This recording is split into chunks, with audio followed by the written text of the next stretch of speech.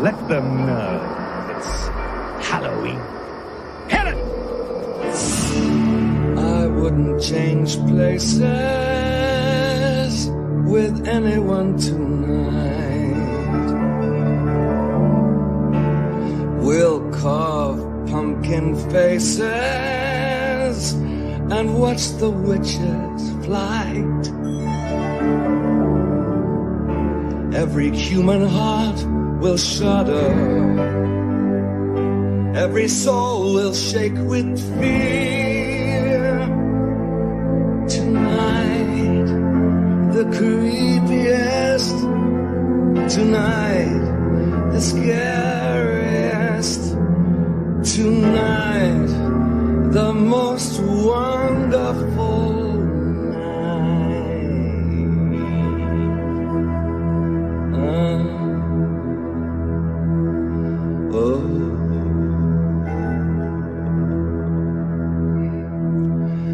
The year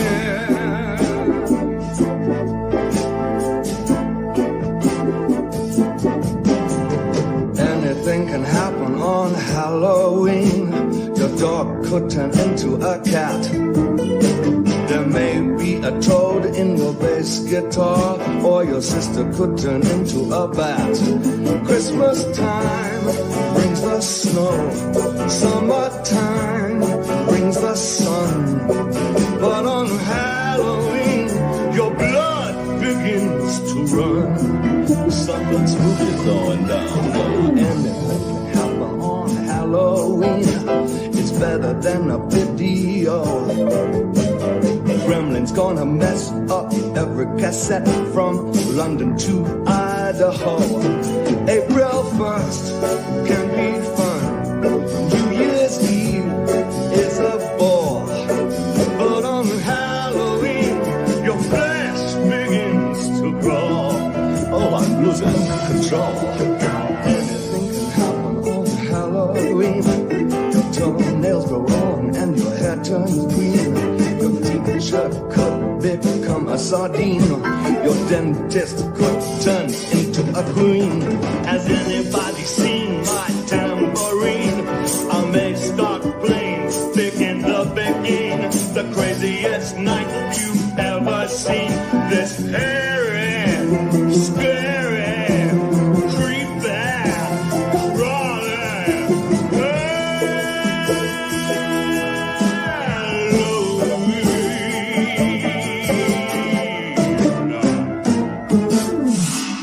Shut up!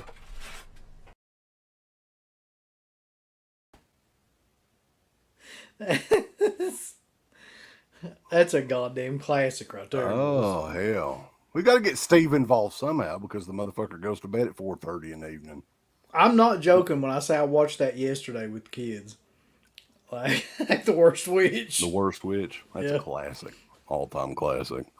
But happy Halloween, boys. It's Halloween season. We celebrate all month long. We celebrate all fucking year, boys. I ain't gonna lie. We got a fun show tonight, Uncle Bill. You want to do some introductions? For all of the different folks we got coming on here. We got an award-winning filmmaker on here. He's been nominated for a fuck ton of awards. He's got a new movie, new short film. She Made a Monster. I was going to try to write down all the awards it's nominated for, but I ain't got that much paper. So the real deal himself, J Real. What's going on, sir? Hey, great Tim Curry intro. I like that. Yeah, that's like one of my favorite little known Halloween songs. I like I like how there's at the very end. There's lyrics that just sound like he's just making it up because as it goes along. Has anyone seen my tambourine? Yeah, I'm pretty sure he did. I may play "Begin to Begin" or something. It's Yeah, like he's just making it. The day before they were recording that, they was like, "Come up with just some shit." Yeah. You know they did too. They were just like, we don't care, man. We got like $50 to do this movie. Just make up whatever you want. And like, okay. Also, we have the great grandson of a celebrity on here. It is Mr. Radkins himself, Ryan Adkins from the Splatterhouse podcast. What's up? None much, guys. How y'all doing tonight? Buddy, I'm killer. I couldn't We be more always right do now. great when we do these roundtable shows. People seem to really enjoy them. So we've been I on a definitely roll. do. We've been on a roll. I think we've got them pretty much every month for the last 6 months or so. Yeah. I'm proud of myself. But welcome, man. It's always good to. I think you did a show with Uncle Rad, a friend of I sure did. ours. Yeah, I saw that. That was a good show. yeah. He's a rad dude. Yeah, Uncle I Rad. definitely got Bad Street USA stuck in my head for a little bit after that show. That's the Rad Street USA cut. That's a rare Yeah. one. They redid it in the studio just for that show. Gotcha. Also, neighbor of mine from down south in Tennessee. We met up around this time last year, I think, for the Fright Night Film Fest. Big Match John, a.k.a. Movie Junkie John. What's up, man? What's going on, fellas? Just hanging, banging, clanging. You tell me. We're going to talk about some stuff tonight. It's going to be fun. Tis the season for movies. Everybody wants to know what everybody's going to watch, making your watch list.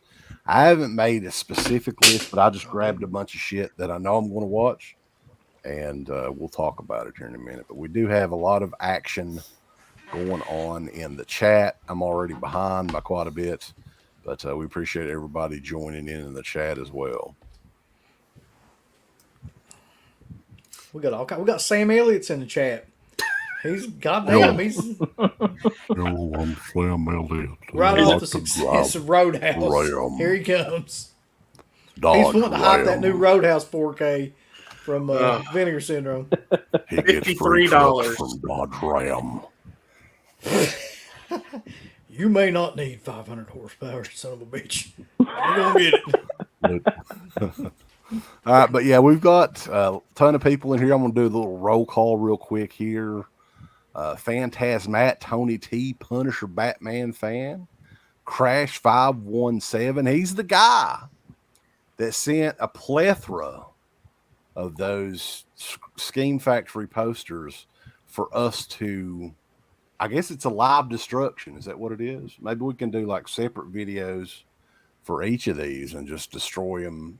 You know, each of them. It's a live destruction of Evil Dead remake poster. Let's go. That'll be great, yeah.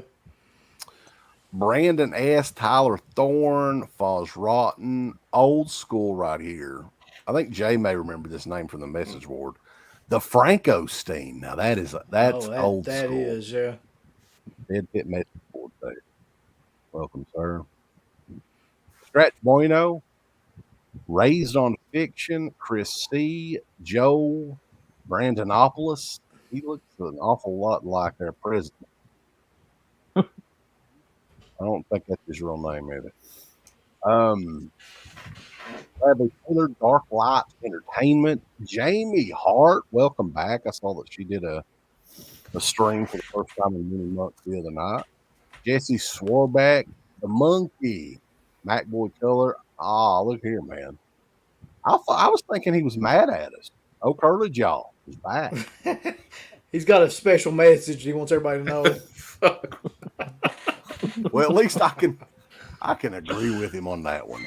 Every once in a blue moon, you know, we'll agree with the old Curly one. It's weird because I thought he would love that movie. Like I thought he would mark out.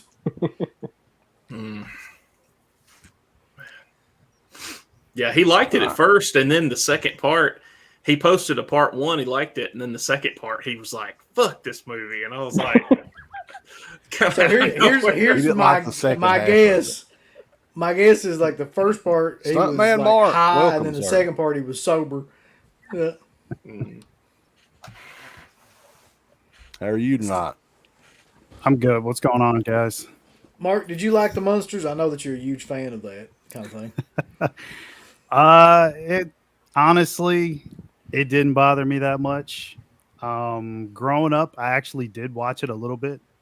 That and Adam's Family, but you know, it didn't bother me that much. I mean, I knew what to expect. Is Rob Zombie, you know, like I wasn't expecting, the original, so it was what it was. Didn't bother me that much. I thought it was extremely boring myself. I still think haven't like seen it yet. if he would have cut it by about 30 minutes, it would have helped it a whole lot. I mean, it didn't have a plot to it or anything. There really wasn't a reason for it to exist, especially at 2 hours, How long was it again? 2 hours, close to 2 hours at If least. he'd have cut it by 2 hours, it'd have been killer. It'd been off the chain. Oh gosh. But yeah, welcome everybody in the chat. I am lost again. This is fucking StreamYard shit. I swear to God. But the whole point of this show, guys, it's October. We're all watching stuff. We want to talk about some stuff that we're planning on watching on Halloween night or some nights leading up to Halloween. Sometimes I remember me and Uncle Bill pre-DEADPIT days, we would have a fucking draft lottery on the movies that we would watch on Halloween night. I am not shitting you. And I think what broke us on this is there was one time we started at like 4 p.m. that evening, and then we didn't, like the last movie ended at like 7 a.m. the next morning. And that we just kind of quit after that. It was like, it's a bit much. Damn. And there was one year we watched so many bad movies. I think we were just like, after that year, we said, we're not doing this again. Like, there's so much bullshit that we just kind of burn ourselves out. Like, What do you guys think of Terrifier 2? And I mean, what do y'all think of Terrifier in general? What's your take on the whole? I personally still have not seen the original, and that's one that's kind of on my list to watch before Halloween. Is the first Terrifier. I'll be honest with you, I don't get the hate for that movie. Like, there's people that fucking really, really hate that movie. And I mean, I guess I kind of do maybe get the hate a little bit because it's like a super sadomasochistic kind of gory film, but Yeah. I mean, I don't know. I thought it was okay. Like, it didn't fucking blow me away or anything, but it was a decent enough slasher film. I'm pretty excited to see the second one. I thought it was okay. I mean, I think I watched it when it first came out, but other than that, I mean, it was just like a one-time watch for me. I thought I, enjoyed it a little bit, but I'm not like saying it's the best thing ever, like you said, Uncle Bill. Yeah, same. I like All Hallows Eve, Terrifier. I mean, it's weird because it was like wasn't it a different actor in the first one and the second one? Because when you look at it, I mean, it's makeup, but it looks like the same it was a dude. different filmmaker too, wasn't it? Or is it the same director? Damien, what's that guy's name? Damien Leone or something like that? Damien Leone. For me, with Terrifier, this was one of those movies that was like white hot when we were not around as far as the show. And it was one of those movies that had so much hype on Facebook. Everybody was talking about it. So I bought it. Like, I really hadn't watched that many horror movies at all for probably the last year up to that point, and watched it. And really, I mean, I didn't hate it, but I really didn't understand why people were like going nuts over it either. I think Yeah, it's just same that here. one scene in that movie that everybody went nuts for, with the girl being sawed in half. Like, I've got a friend who's, all about this movie, and this movie he was so excited for, especially the second one, and I don't know. I'll be honest, like, in terms of creepy clown movies, and there was a shit ton of them, like after the It remake came out, like, it's probably my favorite in that genre because they made like so many of them that I kind of got. I mean, I actually think I probably like Art the Clown better than I do the new Pennywise. So I don't know. Yeah, I just wasn't a big fan of Skarsgård's performance. Like, it was so just whatever. And then you got Tim Curry's performance, which is awesome. And it's just, it's one of those things where, you'd rather just watch, the Curry one. I mean, the kids were great. They were fine. Yeah. But, everything else when it came to Pennywise was just whatever. From what I understand, the Terrifier sequel is going to have a pretty huge budget compared to the original. I mean, you can tell clearly watching the original that was a low budget movie. I mean, I don't know how much they had to work with there, but you could tell it wasn't much. Yeah. So, I mean, I'll definitely check it out. Is that one coming out like on demand first, or is it coming out on Blu-ray? Or what's the deal? Really? Okay. Yeah, it's in theaters, uncut, actually. Wow. Yeah, it's not got a limited theatrical. Like the closest place to us, I looked it up and it was like Tennessee, like Johnson City or something like that. I'm like, yeah, that's the closest one for me. I'm not gonna. That's not that far, really. It's a couple of hours for us. Yeah. It's playing across from me like a mile, but it's the old theater. I'm so used to the luxury loungers now. I'm just lazy as shit. I hate the old school seating. So it's at the old theater, but I don't know. I might wait. Well, if you're going to pay that, that top dollar for the theater ticket, I'd like to be comfortable too. Nothing's worse than little fucking tiny ass seats you got to squeeze your ass into. And like, can't move hardly for 2 hours.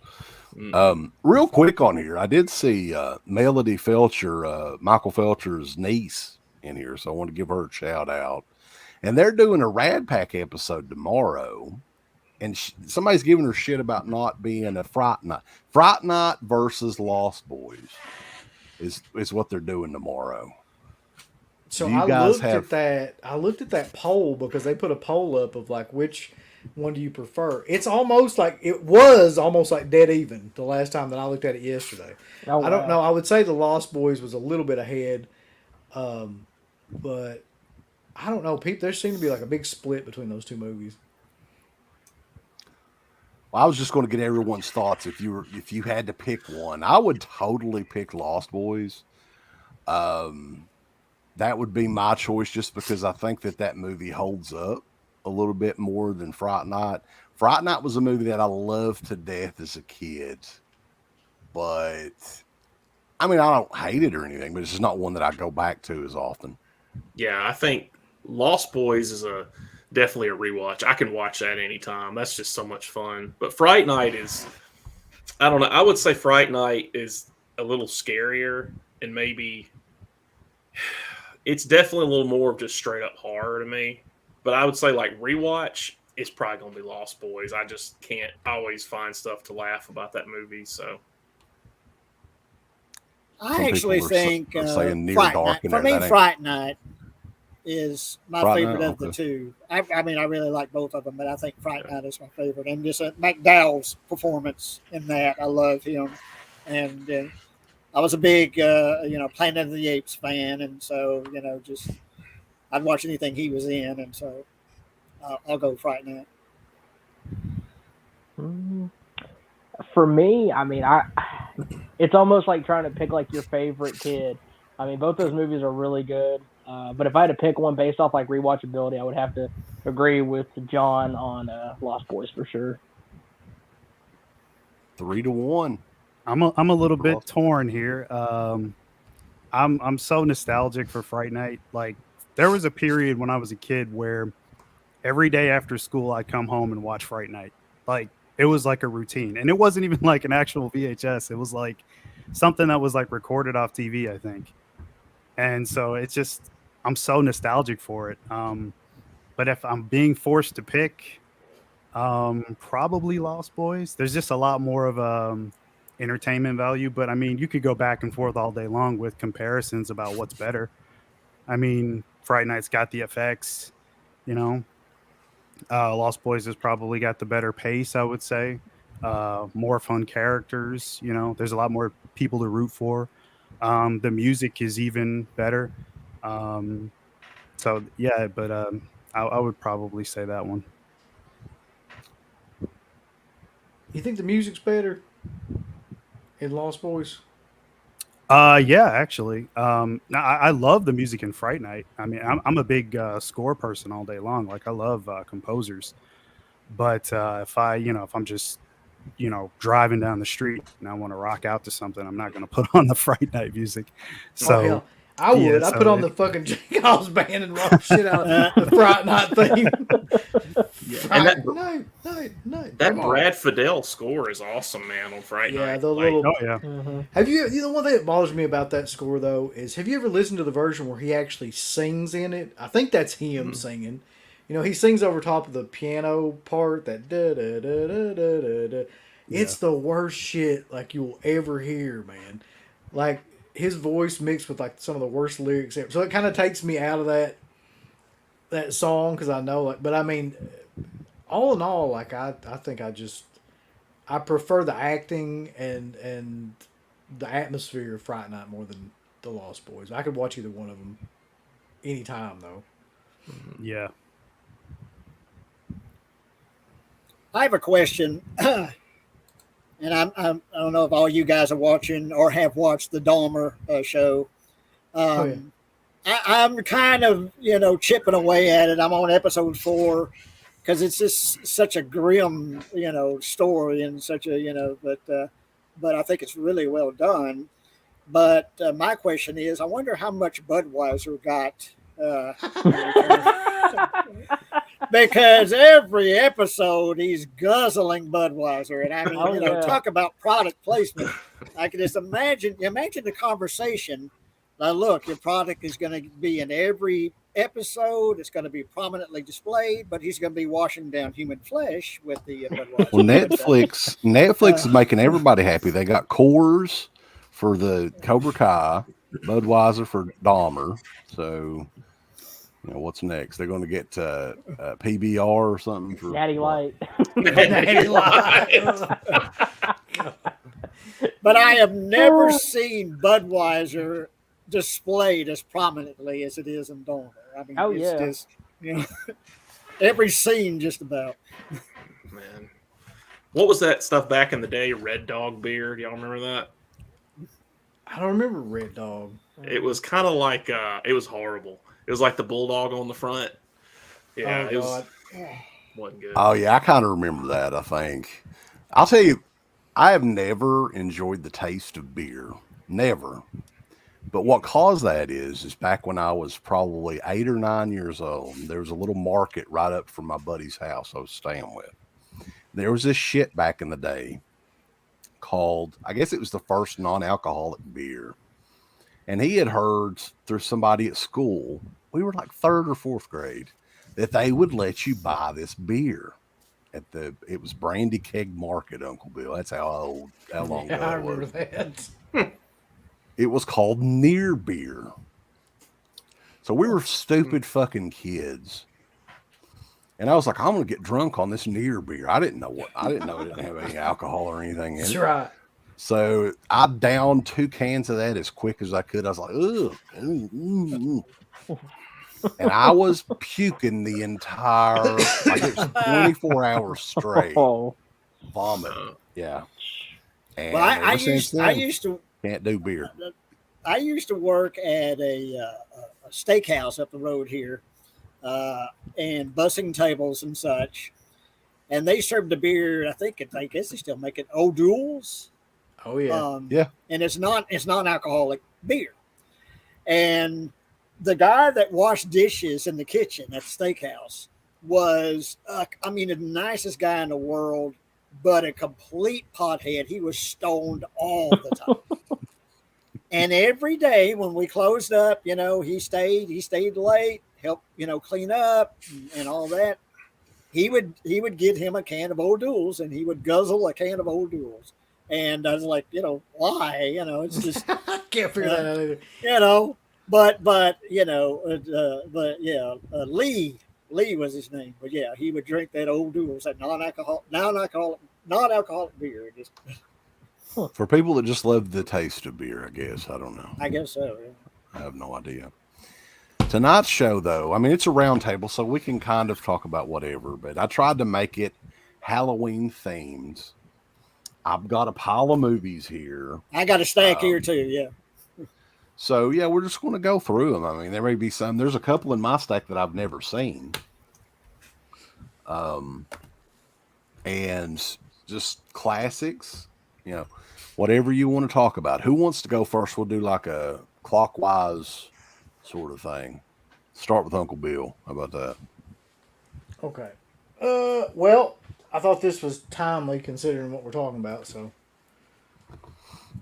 I just got this in, and I know that I'm going to watch this on Halloween. I'm not going to open it or anything like that. It's the Fright Night 4K. Okay. So y'all kiss my ass if you don't like it. Well, and Lost Boys 4K also just came out. Like they came out like a week apart. So that's kind of interesting. So there's no new special features on this though, which kind of bums me out, right? There's nothing like. I don't think there is anything other than just like the 4K itself.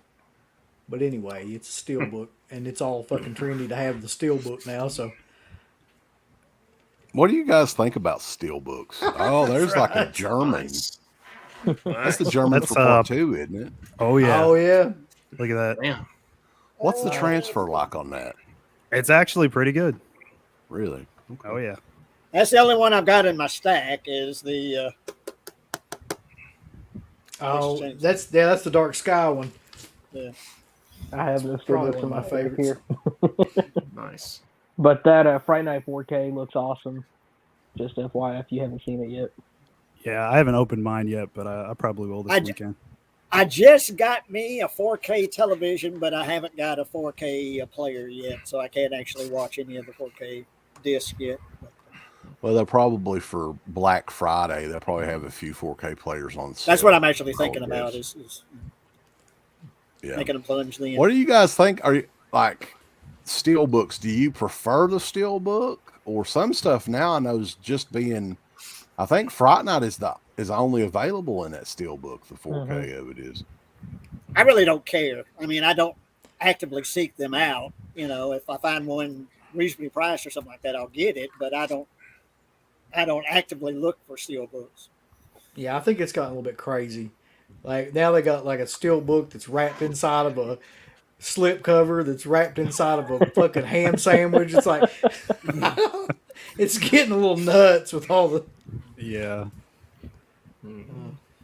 Yeah, I prefer them. I don't the slipcover thing. I'm good either way. I mean, the steel books are cool because you can kind of display them. You know, that's kind of why I like them. But I mean, at this point, I'll just settle for shit that don't have grease in it with the whole 4K mess. So.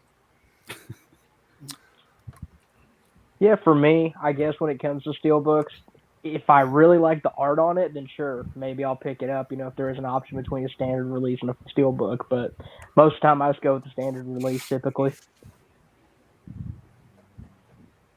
Yeah, I'll probably get a steelbook. You know, if they both come out, I mean, I'd much rather have a steelbook, honestly. It's just the collector in me, you know. Yeah, I know a lot of the big releases now are our buddies at Scheme Factory do steelbooks for almost everything now. They release them right along with the standard version. Re-release everything. Yeah.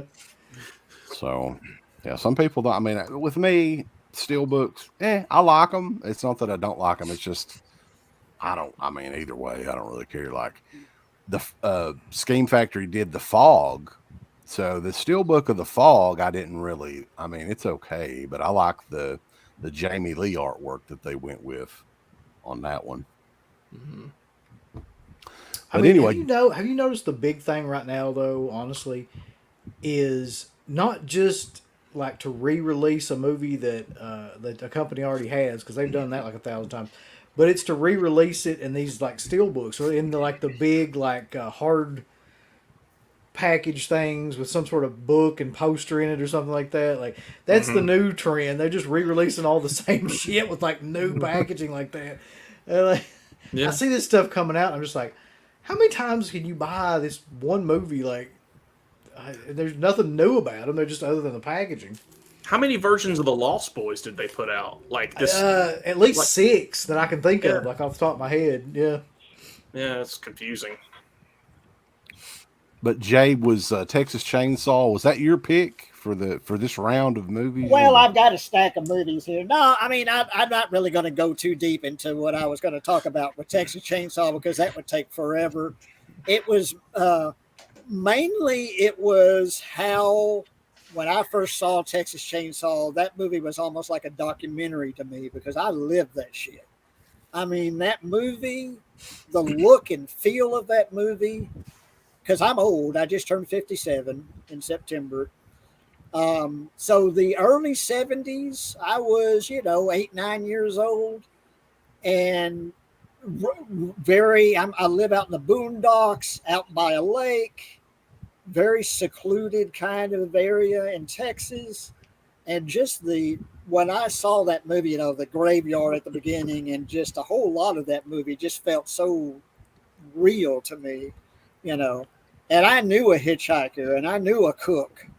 I didn't know a Leatherface. I'm here to talk about it, so I didn't know a Leatherface, but I knew these people. And that movie depicts that area of Texas and that time period so perfectly that it's probably on the top of my list of favorite horror films. That and The Exorcist kind of flip-flop, but that's right there at the top because I live that. I live that area in Texas, and there's so much I could talk about regarding that.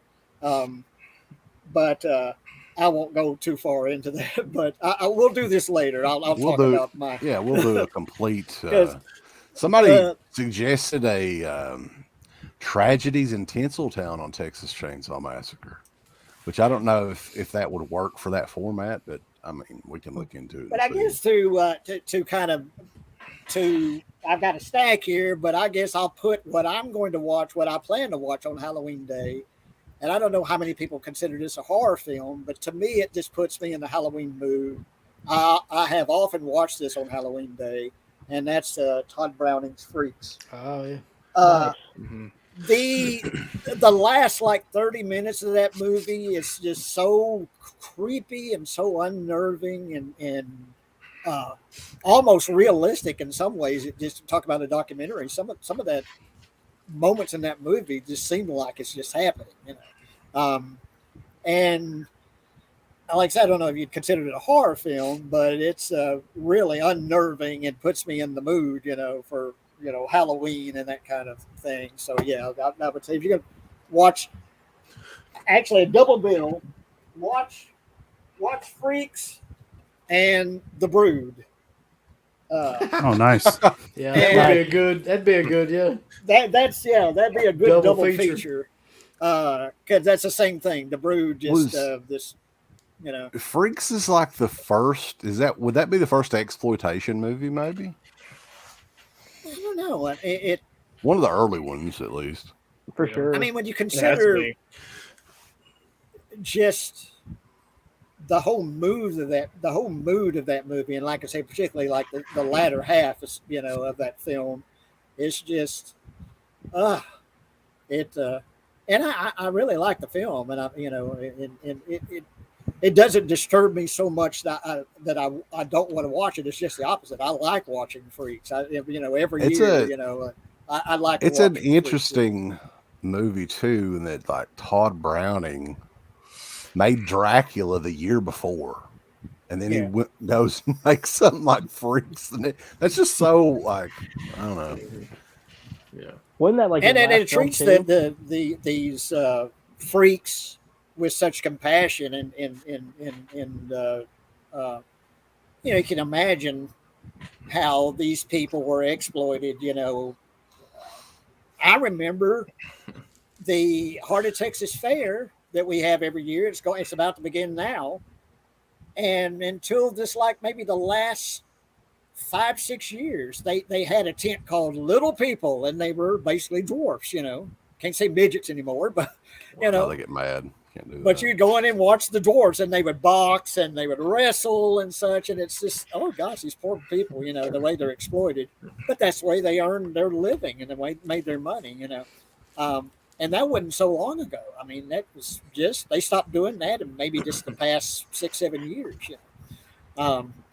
But yeah, that would be my choice. The Brood and Freaks for Halloween night. I've got some other choices here, but That's what I'll say for we'll now. go different rounds. Mr. Radkins, what you got? So I've kind of mentioned this in the Discord chat. I'm kind of a pretty big Hammer fan, and I kind of picked for my like 5 that I'm going to show a film from like the 60s, 70s, 80s, 90s, and 2000s. But to start it off, The Devil Rides Out, directed by Terrence Fisher from 1968. One of Christopher Lee's favorite roles he ever portrayed. And on top of that, too, it's based off the Dennis Wheatley novel. So if you're into kind of occult type things like Satanism and such, a pretty good early film to check out. We're definitely into Satanism. Who's not, really? I mean, we got another. Uh-oh. Yeah, what's up, man? Hey, can you guys hear me okay? I was just making sure my earbuds are working correctly. Waiting to hear you good. Oh, yeah. Sounds good. I hear you fine. Oh, yeah. So what's everyone up to? We're just talking what we're going to watch this Halloween coming up. So that's kind of the topic, although we can talk about whatever you want to tonight. Sounds good. All right. So, John, you got your pick up? We'll go with you. Yeah. One thing I wanted to bring up, you were talking about freaks. I don't know if y'all noticed this, but that movie Nightmare Alley that came out a year ago, the Del Toro movie, the end of that movie when he's, I mean, it's a year, spoilers, when he's going to be I guess what he was going to be like working the other carnival at the end, and he's down on his luck, he's drunk and shit, you know. I don't know if this was intentional, but when you watch that thing when he's walking in there, it looks like he's walking into the Carnival of Freaks, like that movie. It's almost like they were saying, "Oh, this is that movie he's walking into at the end." I don't know if that was intentional, but it's because you could tell the characters that it was showing, you know. But no, as far as picks, the first thing. I've got a digital copy of this, but I actually don't have it on Blu-ray for some reason. Pumpkinhead. Hells yeah. Yeah. Pumpkinhead. I just love this one. Lance Henriksen gives like an amazing performance in that movie that I don't know. Yeah, it's a great one, man. It's just something about the story. It's like every time I'm like drawn into it, and you know, the Stan Winston, the costume, the effects and all, and it's just kind of funny some of the stuff that the creature does in the movie, like when he takes the dirt bike chain off and he's like wiggling it and shit, and you're just like, who taught this creature to do that, you know? But no, it's awesome, man. That's definitely my first one. That was one that as a kid, that movie really, really freaked me out because then a little boy, his little boy gets killed in the beginning of it, right? Yeah, that's the whole setup, yeah. 10 minutes of the movie or something like that, and you didn't really see a whole lot of that at that time at at least in mainstream movies, and I always remembered that. And then just the look that he gives one of the teenagers when they try to help him or whatever afterwards, Lance Henriksen's character. Mm-hmm. But yeah, that's one that I haven't watched in many years. Actually, that'd be a good one to rewatch.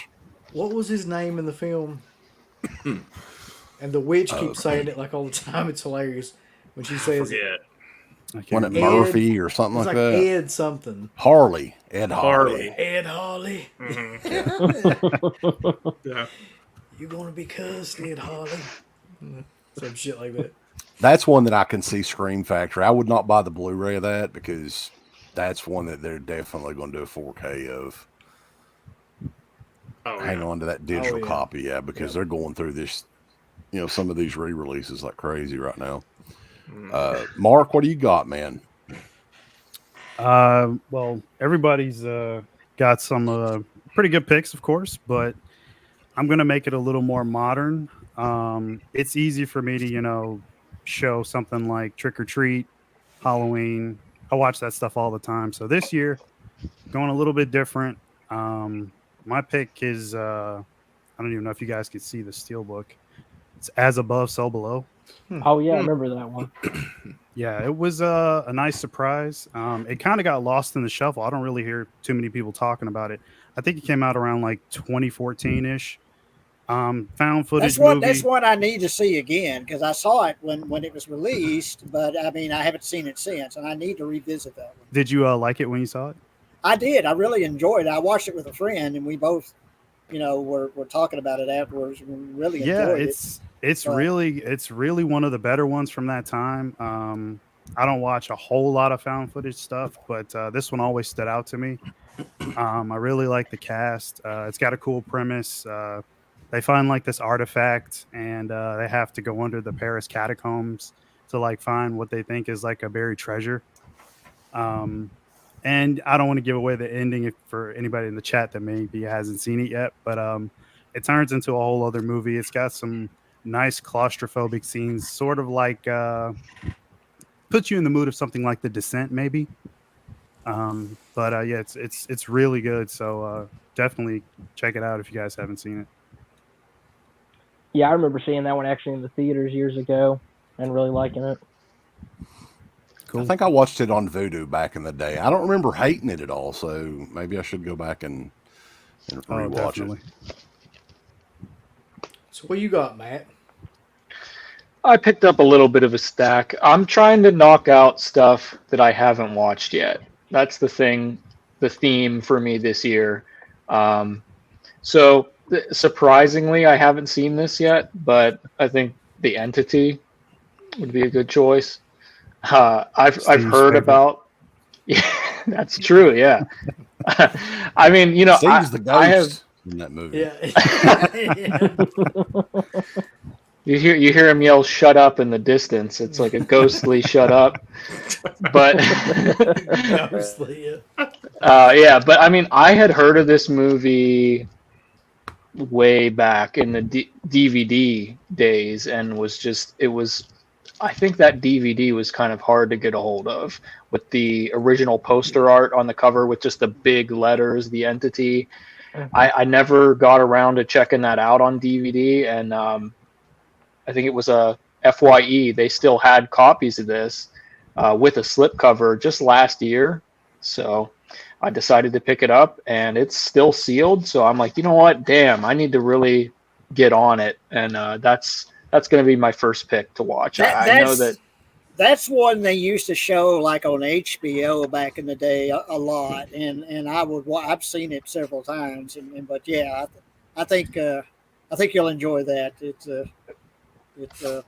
I won't say anything about it, but I think you'll enjoy that. I know the premise, but so many people have said that it's one of genuinely the creepiest like ghost movies. Yeah. Well, it's got shots that are just like, It's just really uncomfortable to watch. Like, I mean, it's really, really uncomfortable to watch. And the score, the way that the score comes in, where it's just that pound, like that, dant, dant, dant, dant, while all that stuff is going on, and you're just like, Jesus, this is like, they tried to make this as painful as humanly possible to watch it.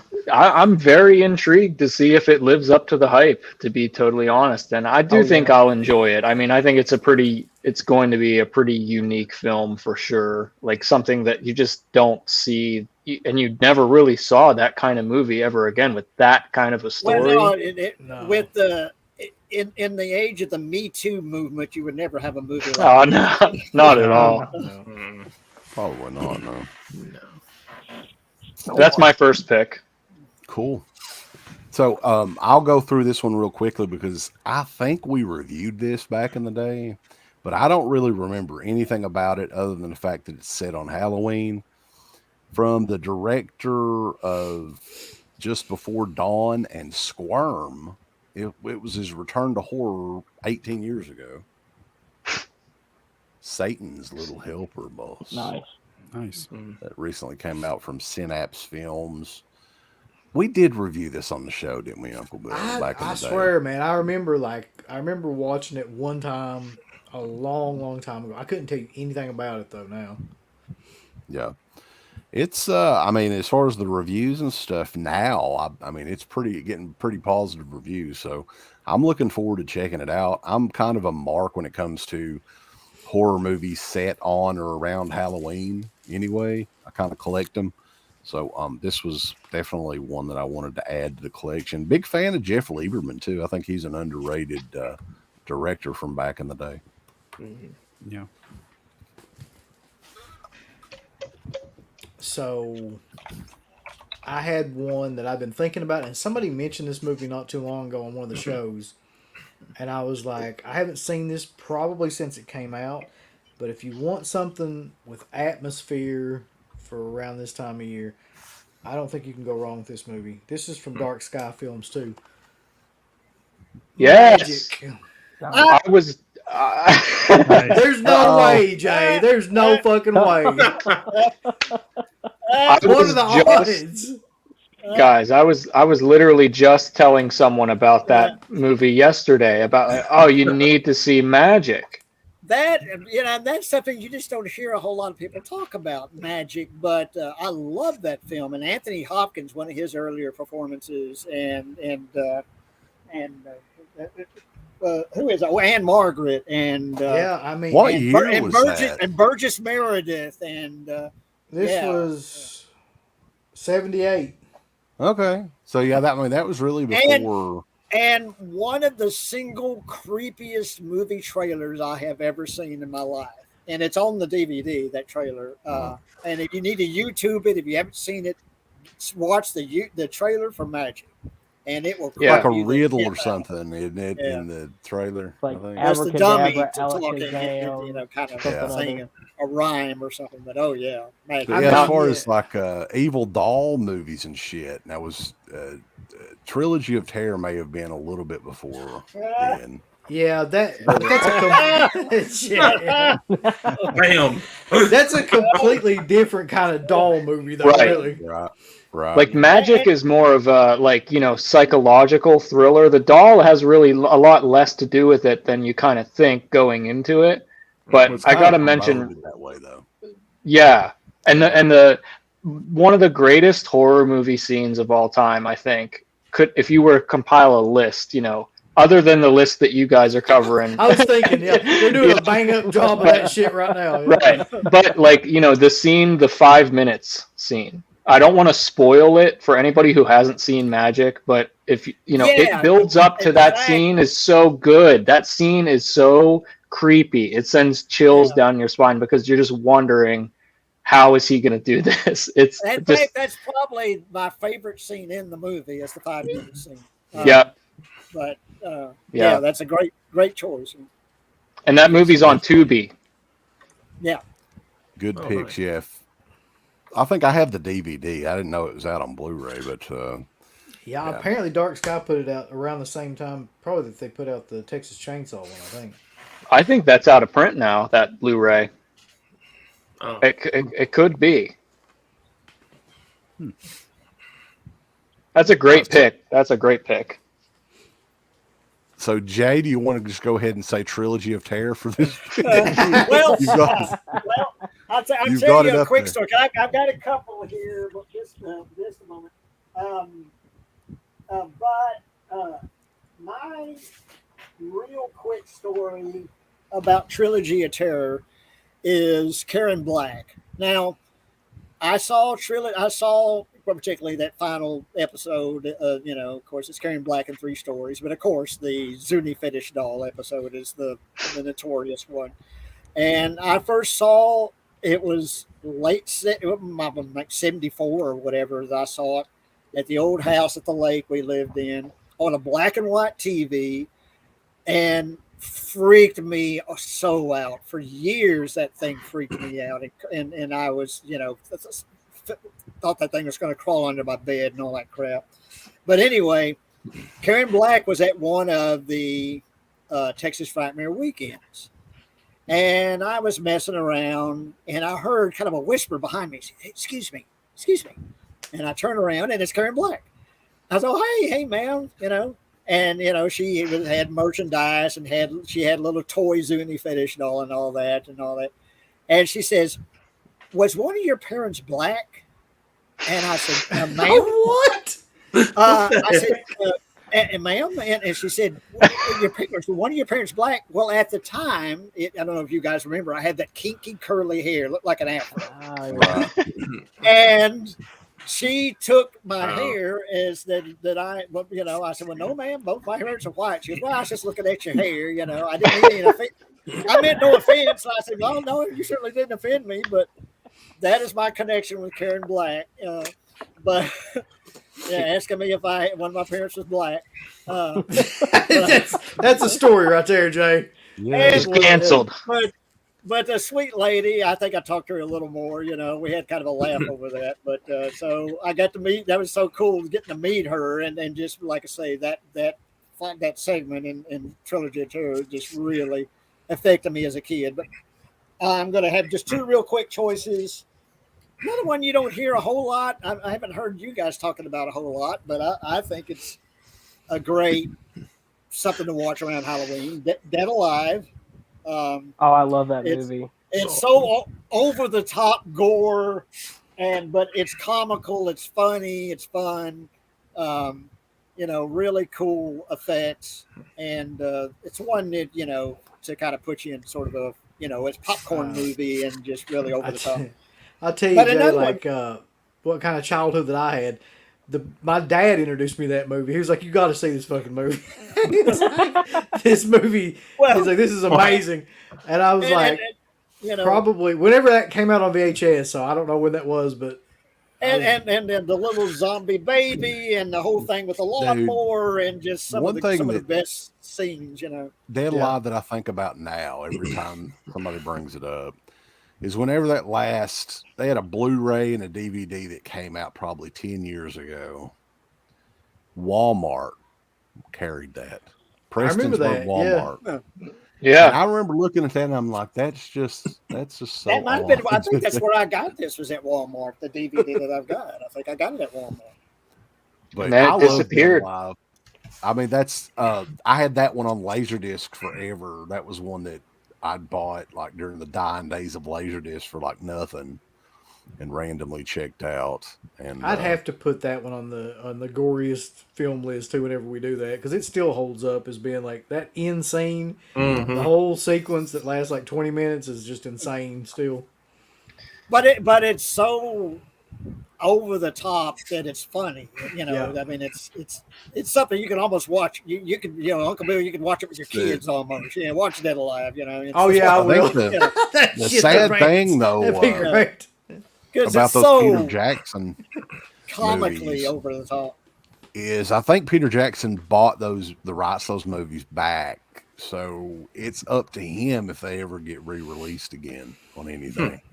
He said that they're working on them, and it's been like God knows how long, and it's like, all right, like when is it coming? Well, it's like the Jim Cameron like T2 supervised transfer. That ain't fucking ever going to happen, right? So if Peter Jackson is the same way, like, yeah, he's too busy with them. Well, I forgot what I was going to say, but go ahead. Whatever he's doing, right? Meet the Feebles, all that. Yeah, I think all the stuff like Bad Taste, Meet the Feebles, Dead Alive, whatever studio ends up releasing those is going to have a field day, because those are going to sell like hot. They're going to sell like crazy. Yeah. Oh yeah. If they ever come out. Yeah, it's crazy. They gave that man Lord of the Rings. That's just crazy to me. Like, they watched those movies and they were like, let's just give him the whole shit. I mean, that is a good point. Like, yeah, I don't understand that at all. Tolkien, come here. Look at this. He didn't have any successful movies, really, though, did he? The Frighteners, I mean, I think that was a little bit of a success. But yeah, it's hard to imagine what made them think that he could do those movies based on like what he had done up to that point. Like, right. I don't know. I guess I just saw something in. He did it. Yeah. No doubt. Radkins, I think you're up, man. What do you got? So this one's going to be an oddball. It's kind of a horror comedy, and I kind of hinted at this one as far as like being a Japanese movie. This one's from 1977. House. Have you Nice. guys ever seen that one? Oh yeah. Oh man, Not that version of House. Not that one. Yeah, not that house. Yeah, man. Like I've watched this movie for the first time maybe about a year and a half ago, and it is literally an acid trip. I mean, just all the stuff that happens in that movie, from people's heads, coming out of whales and biting people right on the ass, to pianos eating people's fingers and stuff. I mean, it is. I had a friend that got the Blu-ray of that, and I had never heard of it. Of course, of course, the original or the old House, the one everybody watching, But the Cunningham one. But I had never heard of it until he showed it, the Blu-ray to me that he had got, and I just sat and watched it. Like you said, it was just like, good God, I had no idea this existed. It always cracks me up too, like the way that they describe the difference between like all the girls, the main girls. Oh, there's gorgeous, there's stomach, there's muscle. Like they give like literally attributes for the names of all the characters in the movie. And the special effects are really that's a good one to watch, like in the Halloween season too, because the special effects of that, like with the picture-in-picture, like stuff that they do and the crazy colors, it's almost like rivaling Suspiria type colors, where it's just so 3D in a way. Yeah. Very cool. That's one that I'll definitely have to check out. It's a Criterion release, you said, right? Yeah, it's a Criterion release. All right. Very cool. But one last thing, too, I forgot to mention. If you're not big into Japanese, Legend of Hell House. I've got that. Yeah, I've got that same Blu-ray. Scream Factory. That's an old Scream Factory release. Yeah. Be a good double feature, too. That's a good movie. Sweet. So, Movie Junkie John, what you got? First one I'll go with two. This one's kind of like a different, it's like a comedy. Transylvania 65000. Look, I probably watched that movie like 1,000 fucking times when I was a kid, man. Yeah, that's another one they used to play like on the streaming on the like HBO or Cinemax, that kind of thing. Would play that a lot. I had the friggin' holy shit! Holy shit!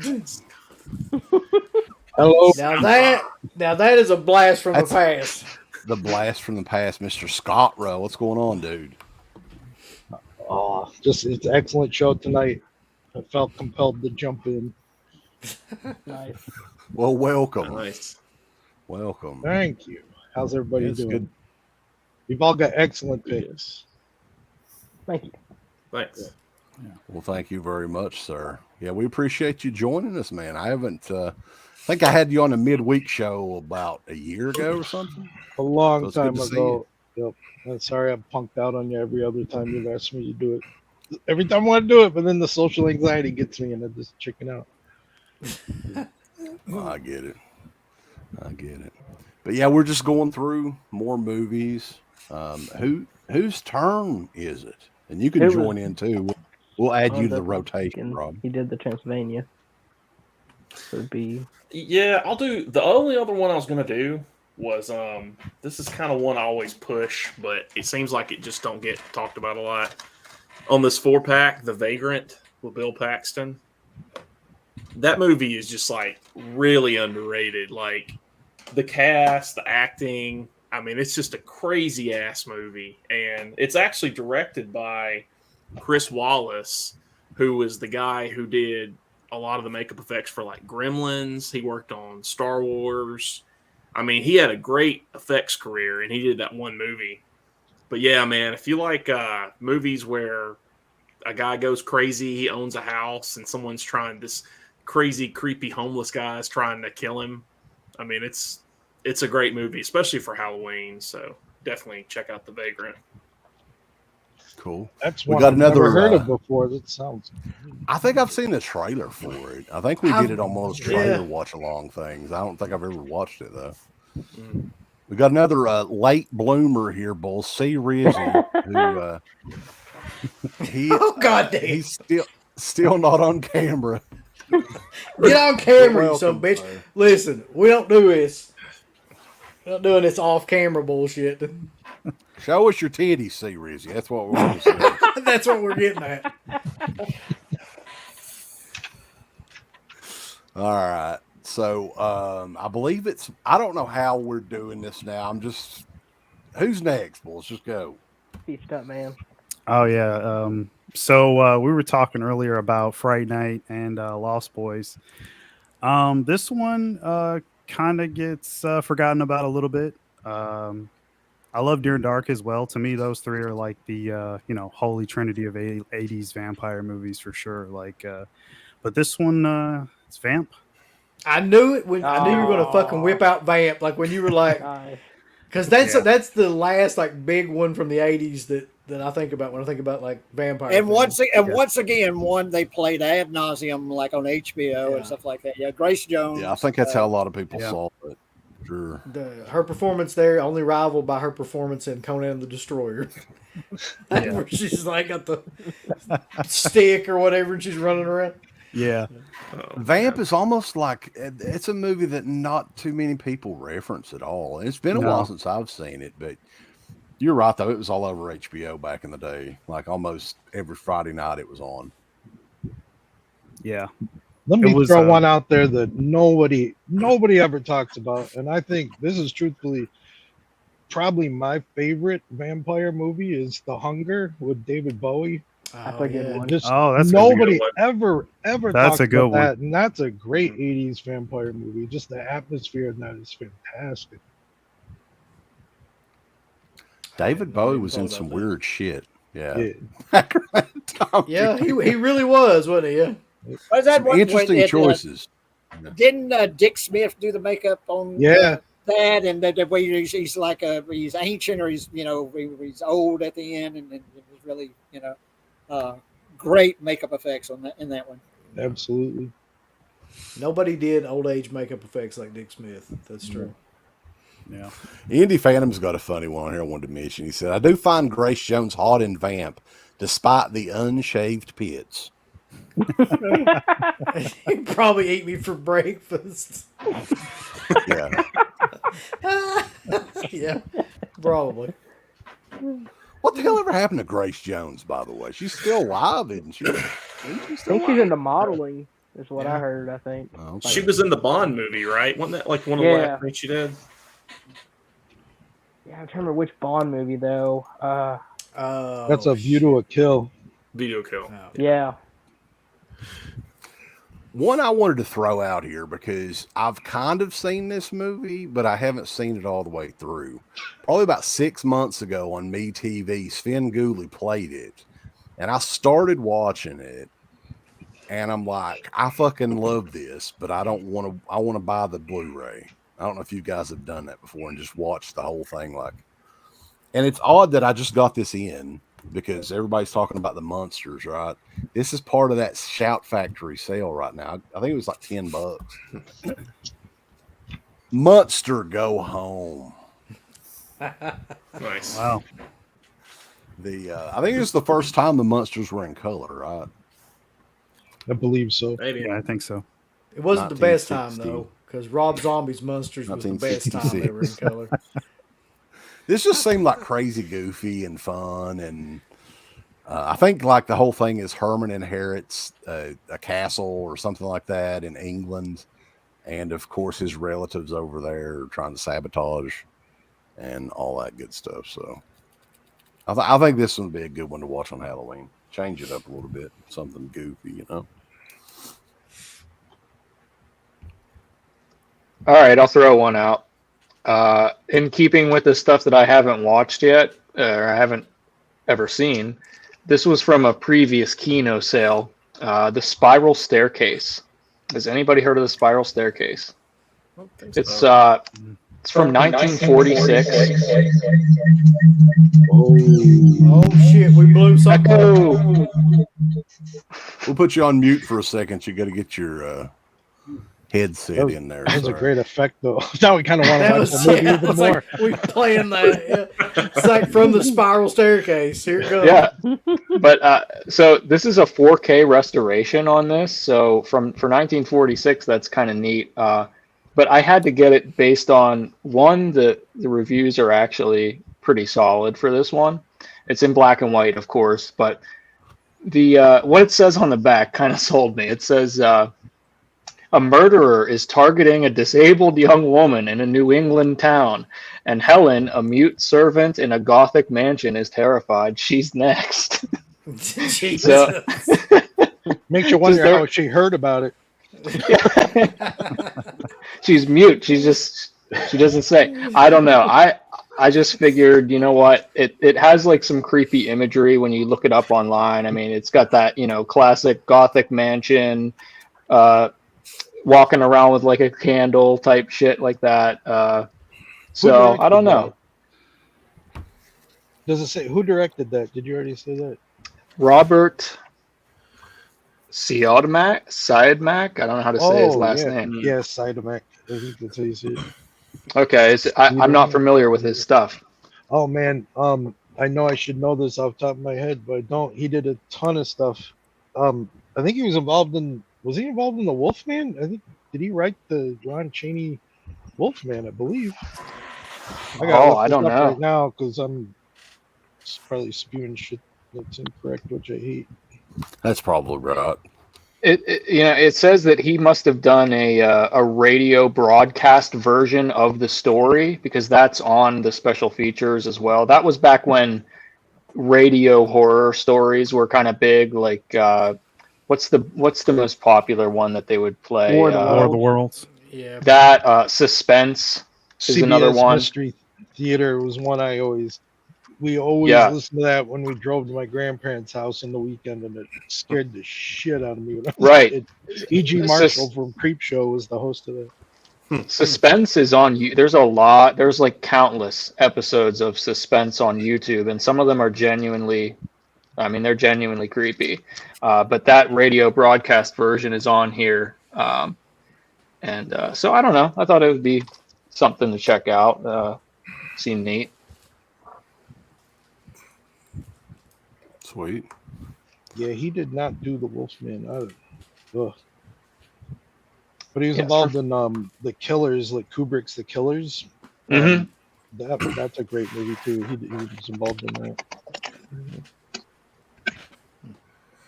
Somebody says he wrote The Wolfman.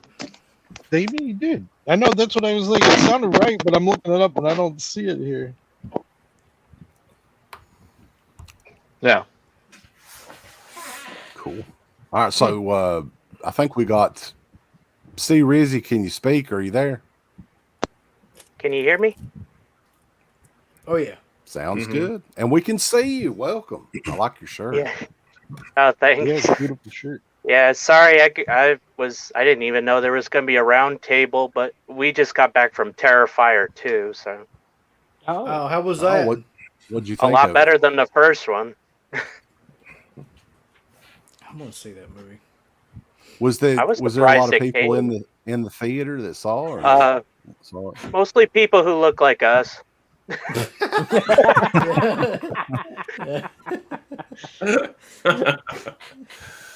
There you go. But yeah, it was a lot better than the first one. Cool.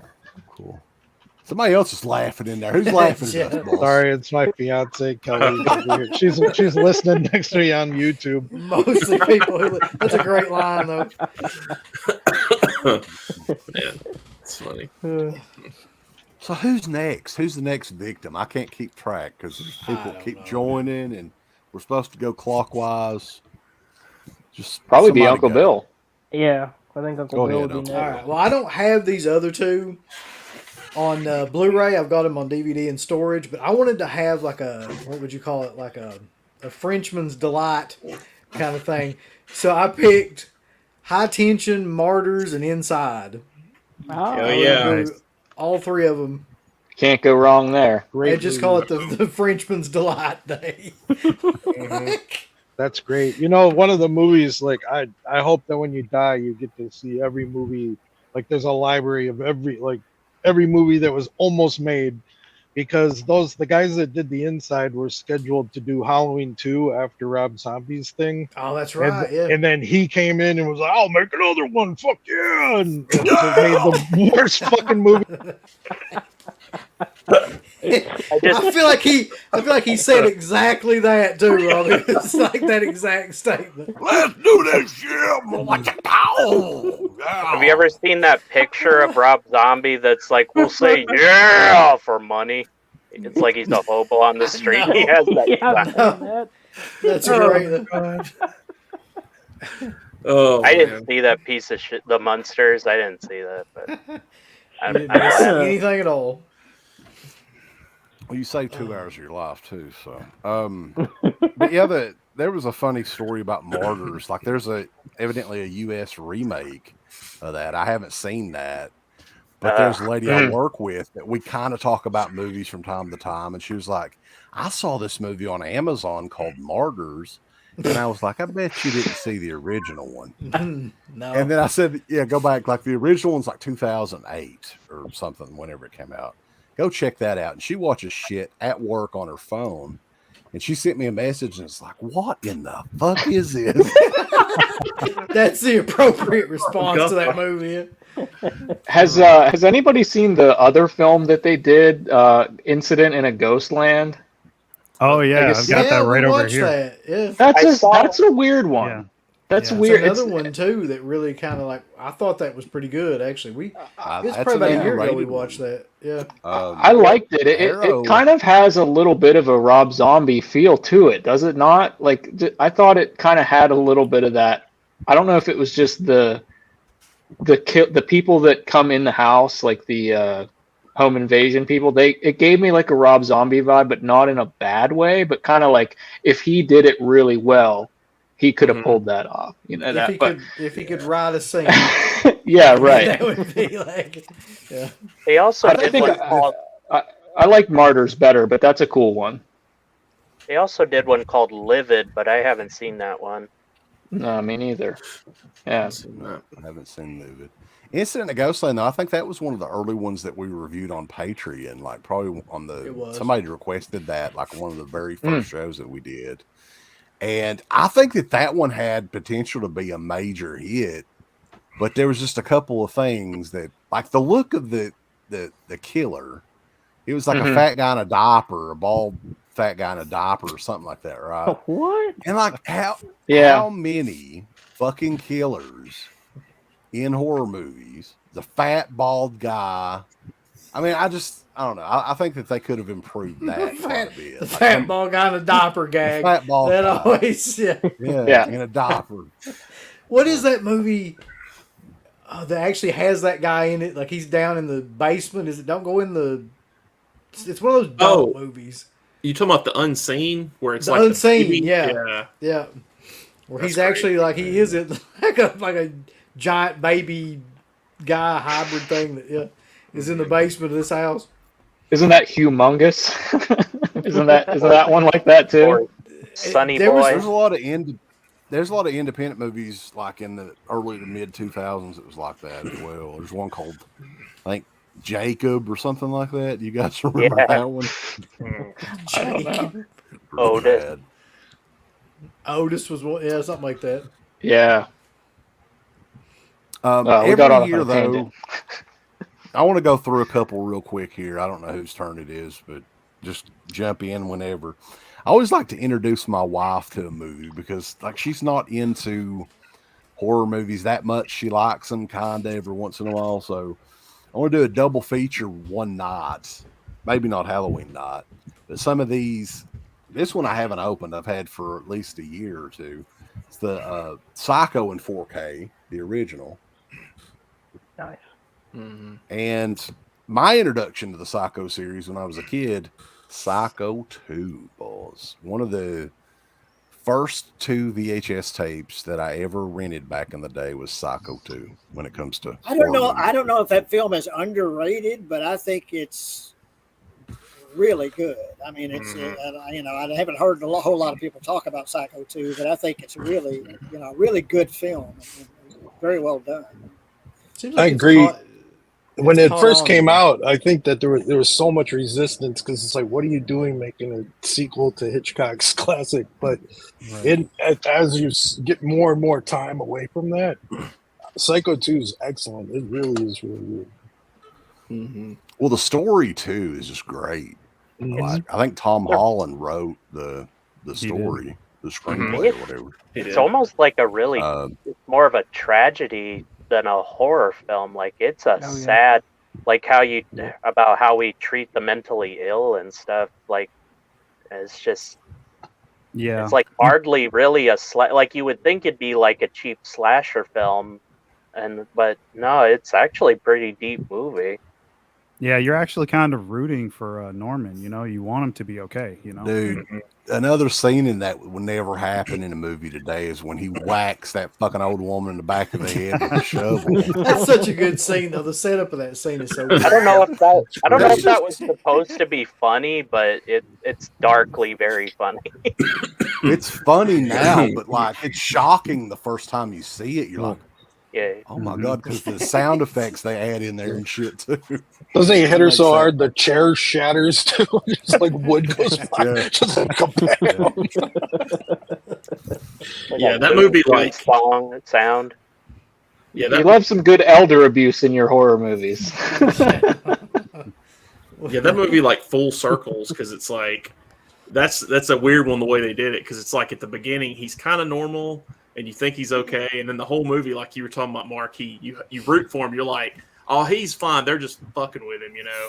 And then by the end of it, it's like a circle. No, he's crazy. Well, they drove him crazy. They basically re-drive him crazy. Yeah. You know, they drive him crazy again. It's not his fault. It's like, well, they push him and push him and push him because and then finally he goes, okay, well, I'm crazy again.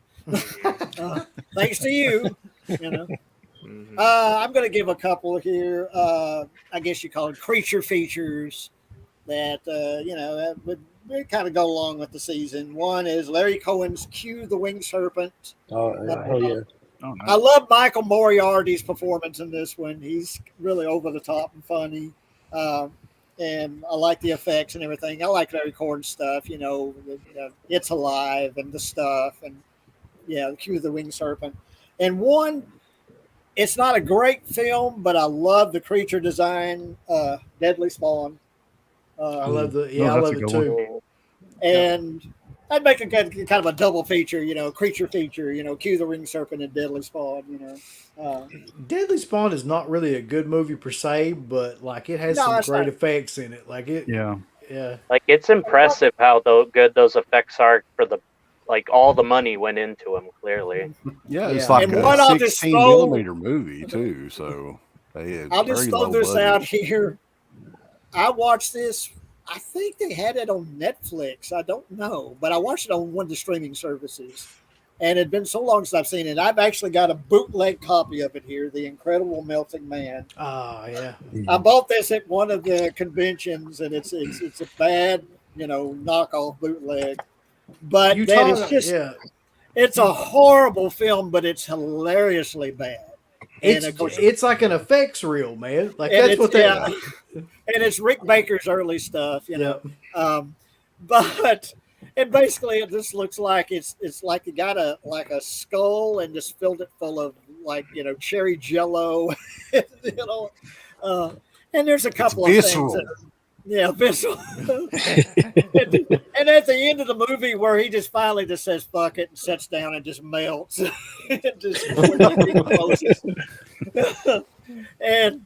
then the janitor at the end is cleaning him up, and mopping him up, and throwing the garbage, It's, but that movie is that's an interesting movie. But I just had such it's been so long since I've seen it, but it's a fun time, that film, because it's so bad, it's so hilarious. But yeah. Cool. I have no idea who would be next at this point. I guess it'd be me. Go for it. So physically, I don't own this movie, but I actually just rewatched it last night. It's 1981's Hell Night. I don't know why, but that's just one of those kind of college movies where all these kids go to this haunted house and come to find out after all these little pranks, it's kind of like a hybrid of April Fool's Day in a way, mixed with just like your typical haunted house movie, and I love it for that reason. And also it's got Linda Blair. Gorked Out Andrew Linda Blair is a good killer too. Mm-hmm. Yeah, I think that the design in that movie too is great. Like, it's probably not a big budget movie, but it looked like it. It was I think it was really well made. It was, and that artwork on the poster too is just so iconic too. Wasn't that Tom DeSimone? Yeah. The interview is up on Patreon, by the way. We interviewed. Yeah, if you want to hear the interview about it. Wow. I'll look into that. Cool. Yeah, you can't go wrong with Hell Night. Scream Factory actually did do a great edition of that. I'll put them over for once. That edition was really good. Rob or C. Rizzy, you guys got anything you want to?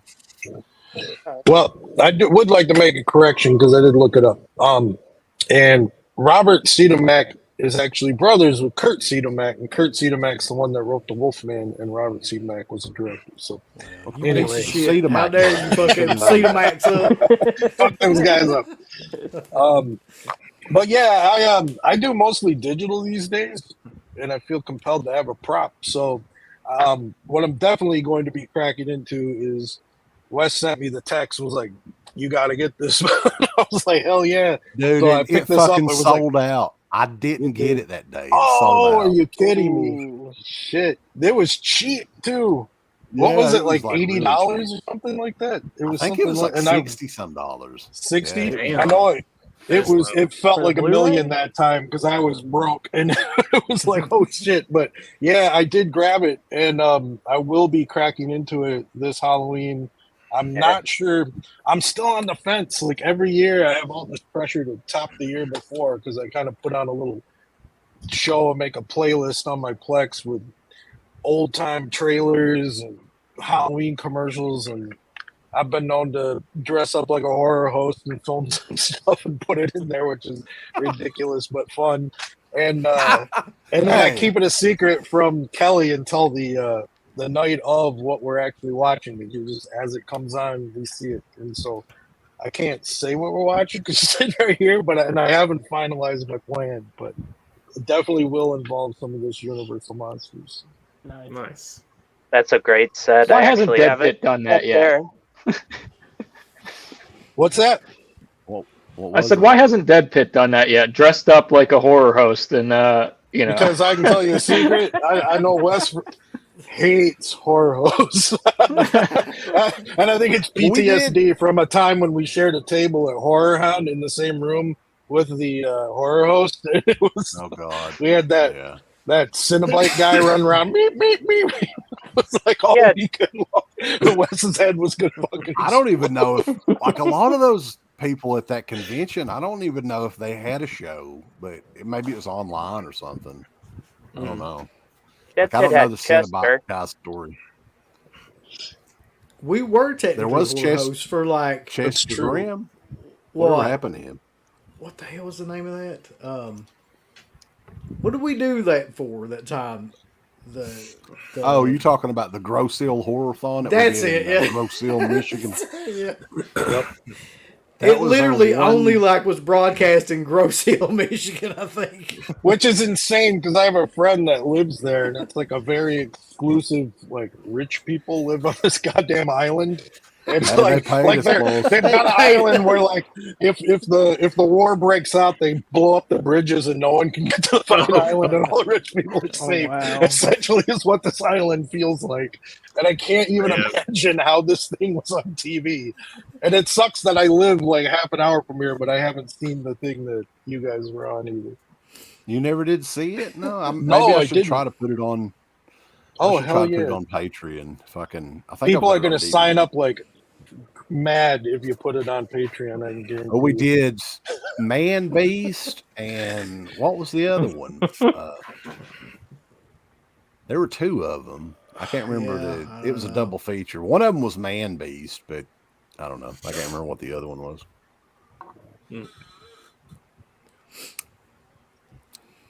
All right, see, Rizzy, have you got any picks you want to bring up? Anything you're definitely going to check out on Halloween? Yeah. This is just one of my. I always watch this one every year. I don't know. I just always feel like this one really captures the spooky feeling of it. It's a Sleepy Hollow. Just watched that about a week ago. Yeah. It's written by Kevin Yeager. I never knew that before. till this recent rewatch. Yeah, that's just a good story. Like if you could find any version of that, is good. Like Disney did one that I always liked. I love that. Did one. that ever come out on anything? I think it is actually on a Blu-ray. It's on a Blu-ray with something else though, and I can't remember what it is offhand. Mr. Toad or something. Yeah, Mr. Toad. Yeah. Okay. And there was another one that they used to play on TV all the time that Jeff Goldblum, I think, was in. You guys remember that one? Like very old, early 80s maybe. Was that like the Jim Henson fairy tale show or? No, I don't think so. I think this is like a lower budget independent type deal. Okay. Unless I'm thinking of something else. I vaguely remember what you're talking about. I can picture Jeff Goldblum as Ichabod, but I have no idea what that was. Yeah, it's probably not on anything either. Like I can picture it, but yeah, I don't really remember a whole lot else about it. I just remember it was pretty good. Yeah. Other than that, just the usual picks: Hocus Pocus, Halloween. Going to it's a lot of Fathom events, so most of the stuff I'm going to is in the theaters, which is like a rare thing for me. Like I'm going to Scream 2 next week. I just saw Smile, Terrifier, so pretty good Halloween this year. Yeah, we on Devil's Night, Ann Arbor, the Michigan Theater in Ann Arbor, Michigan, always plays 35 millimeter print of Nosferatu, and then they bring in a organist to come play along with it. So I bought my tickets this year, and I'm really looking forward to that. I wish we get something like that. Yeah, nice, sweet. That's very cool. Yeah, they're actually playing movies at the MAC. It's the Mountain Arts Center here. But the system they use to play movies is fucking not very good. So I don't know if they're going to get free though. They're going to get a band to come down free. and play Leonard Skinner songs through it. That's the best we can do around here.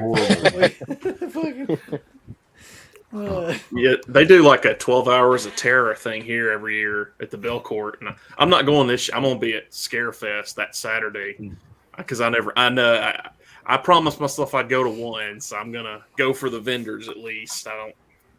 Hopefully it's I mean it's like you're kind of forced to go to the vendors if all of them are charging $70 a piece to sign something. Now it's insanity, that blows my mind, man. I just got back from my first con ever, so I can attest to that. I was at Crypticon up in Minnesota. It was actually not bad. Alex Vincent and Christina Lease from Chucky were two of the nicest people I ever met. Neely Kincaid was a crotchety old bitch, but and Tamara Glenn from Halloween 5 got drunk before she was even done signing. Yeah, that sounds about right. It was fun. As far as the convention thing, though, I think I'm just done with that. Like we hit up a ton of conventions back in the day, and it was fun and everything, but.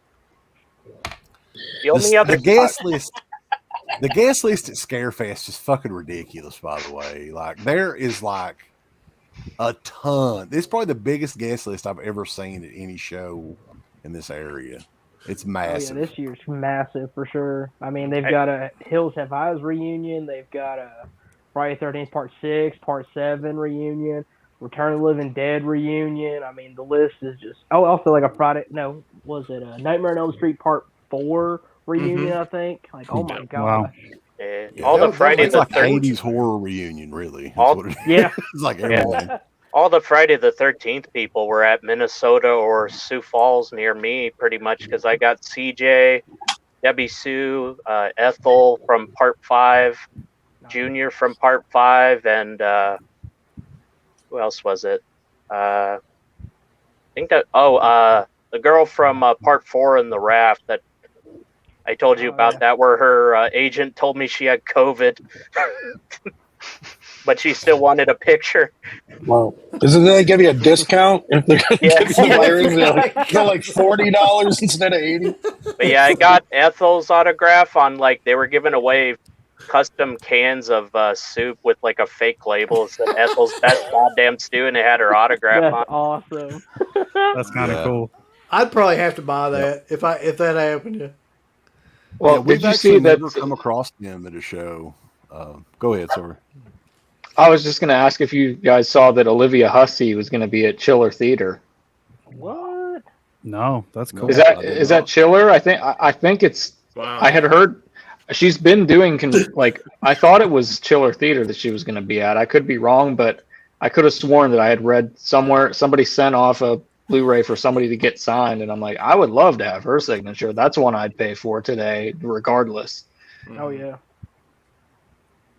I don't know. There's only one person I could think I would pay for their signature at this point. It would be Argento. And he ain't gonna be doing shit.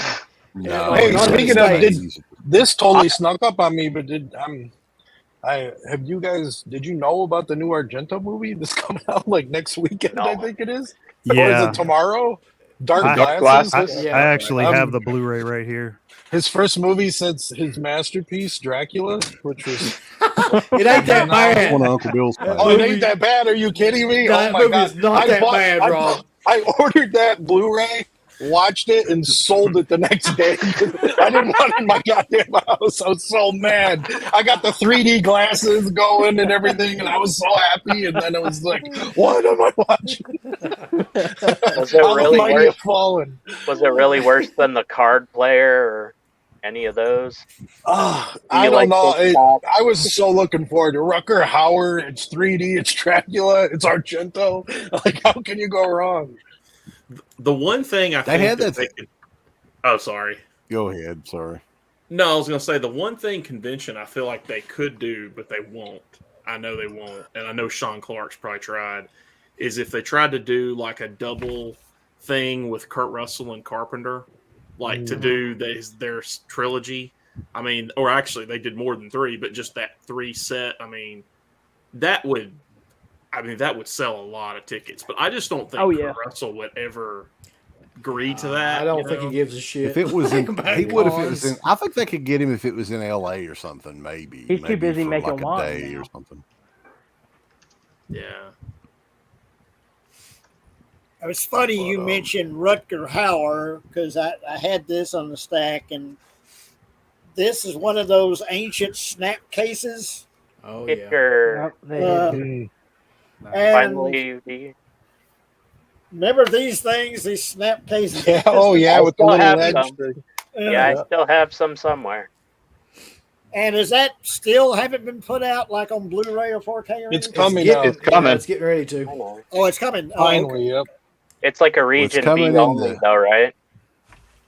Well, if it's in 4K, it's not. There's not a region code on it, but it is just it's coming out in the UK. You'll have to import it in 4K. That'd be a good 4K for you to pick up, Jay. Like a good, I think Second Sight Films. Second Sight Films 4K. said that they're going to try to have that out. I think by the end of the year, if I'm not mistaken. I think they posted something about that. So that'll be a must purchase right there for sure. I know they said Martin is supposed to be out before Christmas. Martin. Oh, awesome. Or maybe that's what I was thinking of then. Might have been Martin. Y'all pick up your pre-order of Texas Chainsaw from Vinegar? I did. Oh yeah, I did. I like the cover a lot. It's a weird. I thought the cover was kind of weird. I don't hate it. I was just kind of. It's not what I was expecting. It's a little more low key than I was expecting. $50 for a movie that I paid $5 for on Blu-ray. I mean, I did it, but But look at that packaging, man. The box is very nice. Is there anything new in it, like at all? Yeah, there is some new. There is a bunch of new features. Yeah. I just wish it came out before I met Bill Johnson because he was the other super nice guy. He was really nice. My thing is that it just feels like I don't know, like if Texas Chainsaw is like remastered in 4K, like I don't know, I feel like you're going to lose a little bit of that. Well, edge. that's something I was going to say is that is one of the rare movies that to me, the most beat up version of that movie is the best version. Yeah, I still have The first time I saw Blair Witch was from a VHS that had been copied, and it was like garbage. Me too. But it was scary as shit when I watched Texas it. Chainsaw should be grainy and beat up looking. And it looked like 16 millimeter, like not 4K. I don't know. And the more you polish it up, I think it kind of degrades the feeling of watching that film. The more they put out these new, those are the two 4K versions, or whatever. Yeah, those are the two. Syndrome, though, just they're doing the part 2, the 4K of part 2. So I mean, that would evidently the transfer on that is supposed to be insane. That's what Felcher claims. So he helped work on it a little bit, and he says that it looks great. I mean, people will be shocked at how good it looks. That one I would totally get in 4K for sure. That actually, talking about double features, one of my favorite to play is Evil Dead 2 and Texas Chainsaw 2. Those two work so well together. Because they're both kind of that is a good double feature. For high energy, like chaotic horror comedies. Yep. I want to go through the other two that I've got real quick since we're running, low on time. I always want to watch a Halloween movie of some sort on Halloween. It doesn't have to be the first Halloween movie, but I was like, well, which one is it? Because I'm not buying that fucking box set, by the way, that 4K set. I decided no.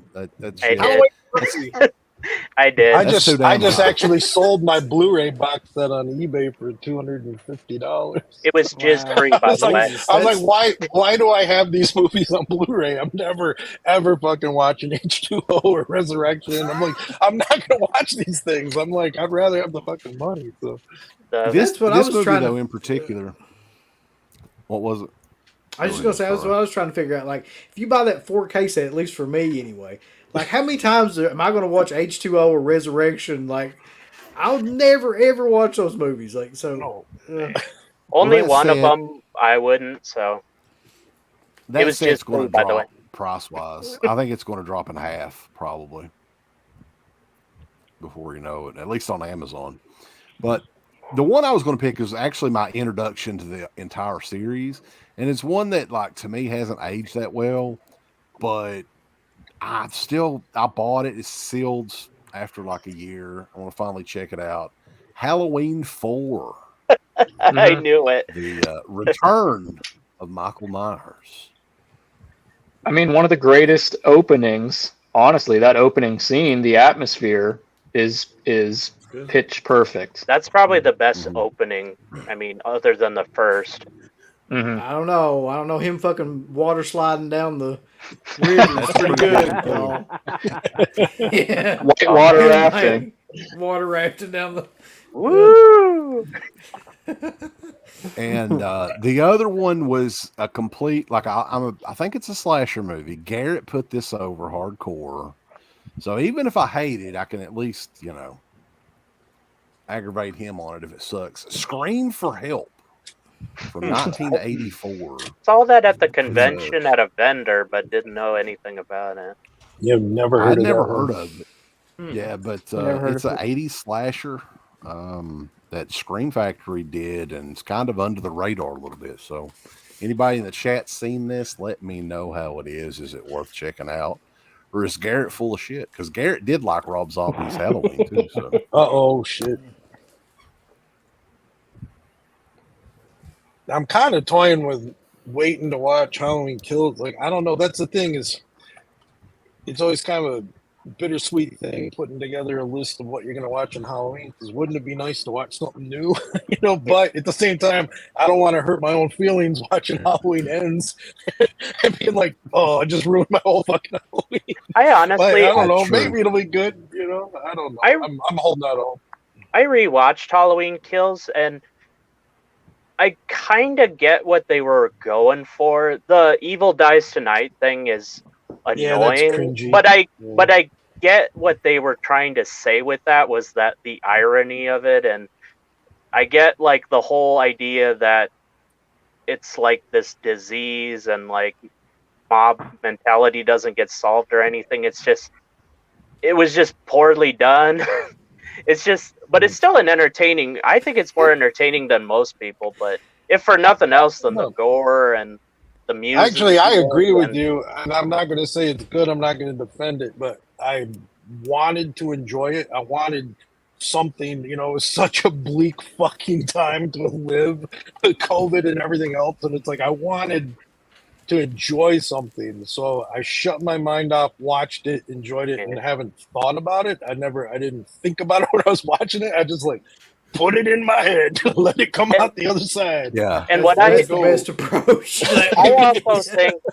I also think the best thing it did was make 2018 better because it gave context to some stuff, like her dad or whatever just being killed, and they're just all nonchalant about it. In Kills, it shows that they were actually upset about it and stuff. Like, Kills fixes a lot of problems and that's the problem with trilogies in general. Like, I think maybe Kills might get a little more love once this whole thing is over, and it's going to be like not like Star Wars, where like Kills is going to be considered the best out of these three, but I just have a feeling like once they're all together, they won't be like as hated or divisive. But I don't know, they're better than Rob Zombie's Halloween 2, man. Yeah, I mean, at the end of the day, at least they're better than that. I get more enjoyment out of Halloween Kills than either of those Rob Zombie movies. I mean, at least there's that and Resurrection. I felt it was closer kind of to a Friday the 13th in tone, just like the kills and everything felt more like Jason wearing a Michael Myers mask than Michael Myers. Didn't you feel like I was just gonna say, didn't you feel like that the characters were written by like Rob Zombie? The fucking couples and things like that get killed in that movie are just so like ridiculous.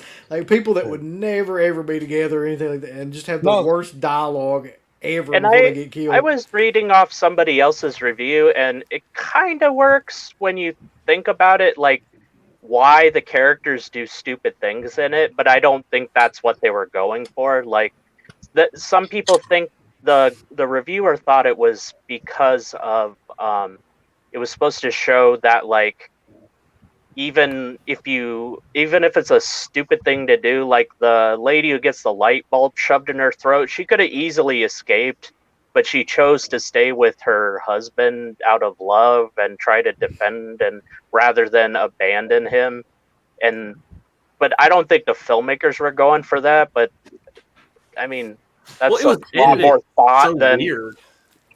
Yeah, it was like the whole beginning where they're like cornering him in the house, and the cops. It's the flashback, and the cops show up, and it's like zoom cutting, and it's like it's him, Michael Myers, and it's like, okay, how the fuck would those cops? Why would they care that much? This guy, they just got notice of this guy breaking out. Like it was like they were zooming and editing it to like he's this epic killer, and it's like that's not really. I think if you're going with what the story and was. maybe that's what they were saying was like the town makes Michael Myers the scary evil boogeyman guy when really he only killed like 3 people and like nothing else, and it was the town of Haddonfield itself that like turned him into this. And it was 40 years after the fact. And you've got like a who's who from the Halloween movies all gathered together like it was some big event.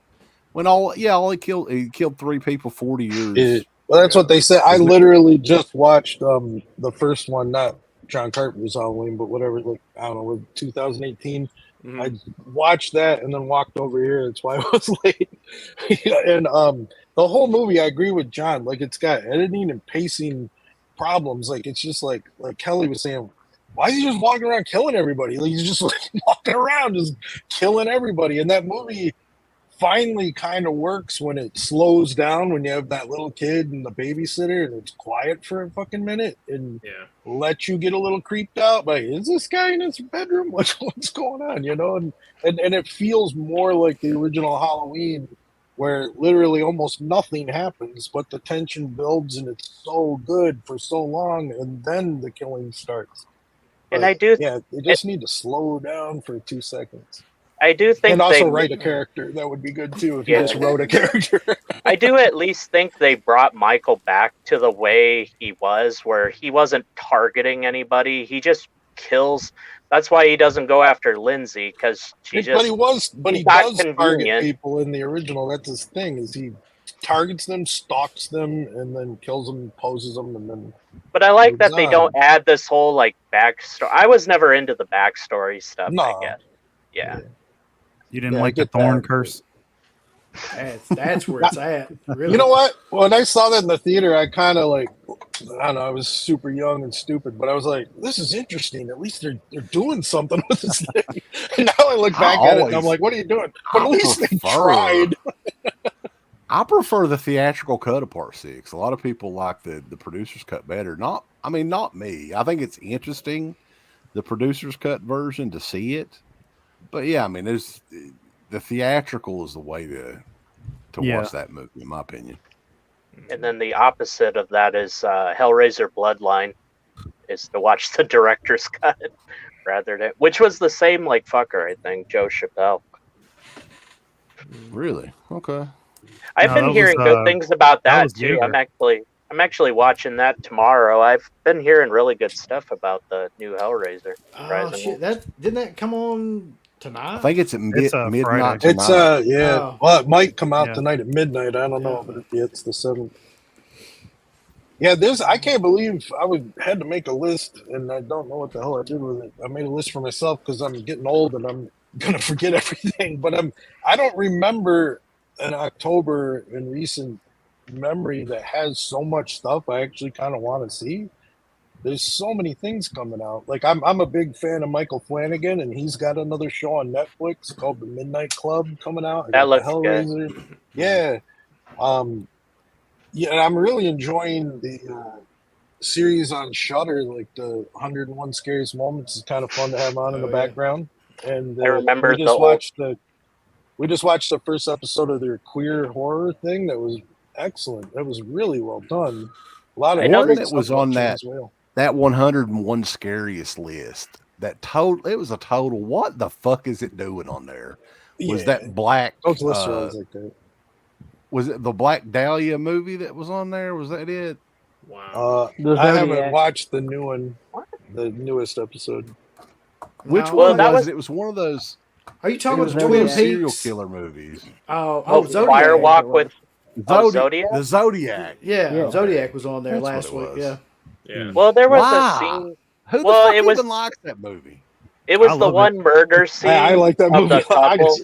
I like more terrified of the Zodiac Killer. And then when I was in high school, I had a buddy who can mimic anyone's handwriting, and he used to send me fucking letters in the mail from the Zodiac Killer. That's amazing. He's like, Rob, your interest in me has inspired me to come out of retirement. It's a great movie. It's not really a horror movie. It's but I would say that scene is actually pretty creepy. Was it the couple where he shoots the couple or whatever and he stabs him? Yeah, that actually is like the only scary scene in the whole movie. I think that there's just so many things. I mean, lists like that are subjective, and there's no way that like you can do anything like that and like everybody won't disagree with it. But some of that stuff just lacks any kind of common sense. Like they've got shit ahead of like stuff that's that's just classic. Well, like, I always wonder whether their choices are limited to what rights they can get to the films, and I thought about that too. And who's putting out? Yeah, this is produced by Paramount. Oh my God! Every Friday the 13th movie is the scariest movie ever made. It's like that kind of stuff. But I just enjoy it stuff in the background around this time of year while I'm drawing or working or doing whatever. With the top 10 of that, though, I mean, they kind of like there's a few movies they can't, leave out. So I don't know if the rights issue is a thing or not, but is it similar to the Bravo? It's almost exactly like Bravo. Like that old Bravo. That old Bravo did the same thing where they like had the scene from Jurassic Park in the kitchen as one of the. Yeah. Like that movie wasn't scary when I was even a kid, so I don't know who thought that was scary. Well, Bravo it's actually ended right up behind having, you, isn't it? I can see Jurassic Park right behind you. Yeah, I'm a big that's horror and Jurassic Park. That's my big my two fandoms. Cool. Anybody got anything else though? Any other movies before we? We got a little bit. I got a few more. This is another movie that I hear nobody talking about. I've always really liked it. I think it's creepy. Mickey Rourke, Robert De Niro, Angel Heart. Yep. Yeah. I haven't seen that in forever. And of course, Robert De Niro plays a character named Louis Cypher, so you can kind of guess who he turns out to be. Yeah. But I love the direction of that film, the performances, Mickey Rourke. Yeah, but that's a movie you just don't hear anybody talking about. I mean, but I think it's really creepy. And another that one just got a new special edition. Yeah. Okay. I saw that recently. 4K. And another one is let's see, Tim Robbins, Jacob's Ladder. Yeah.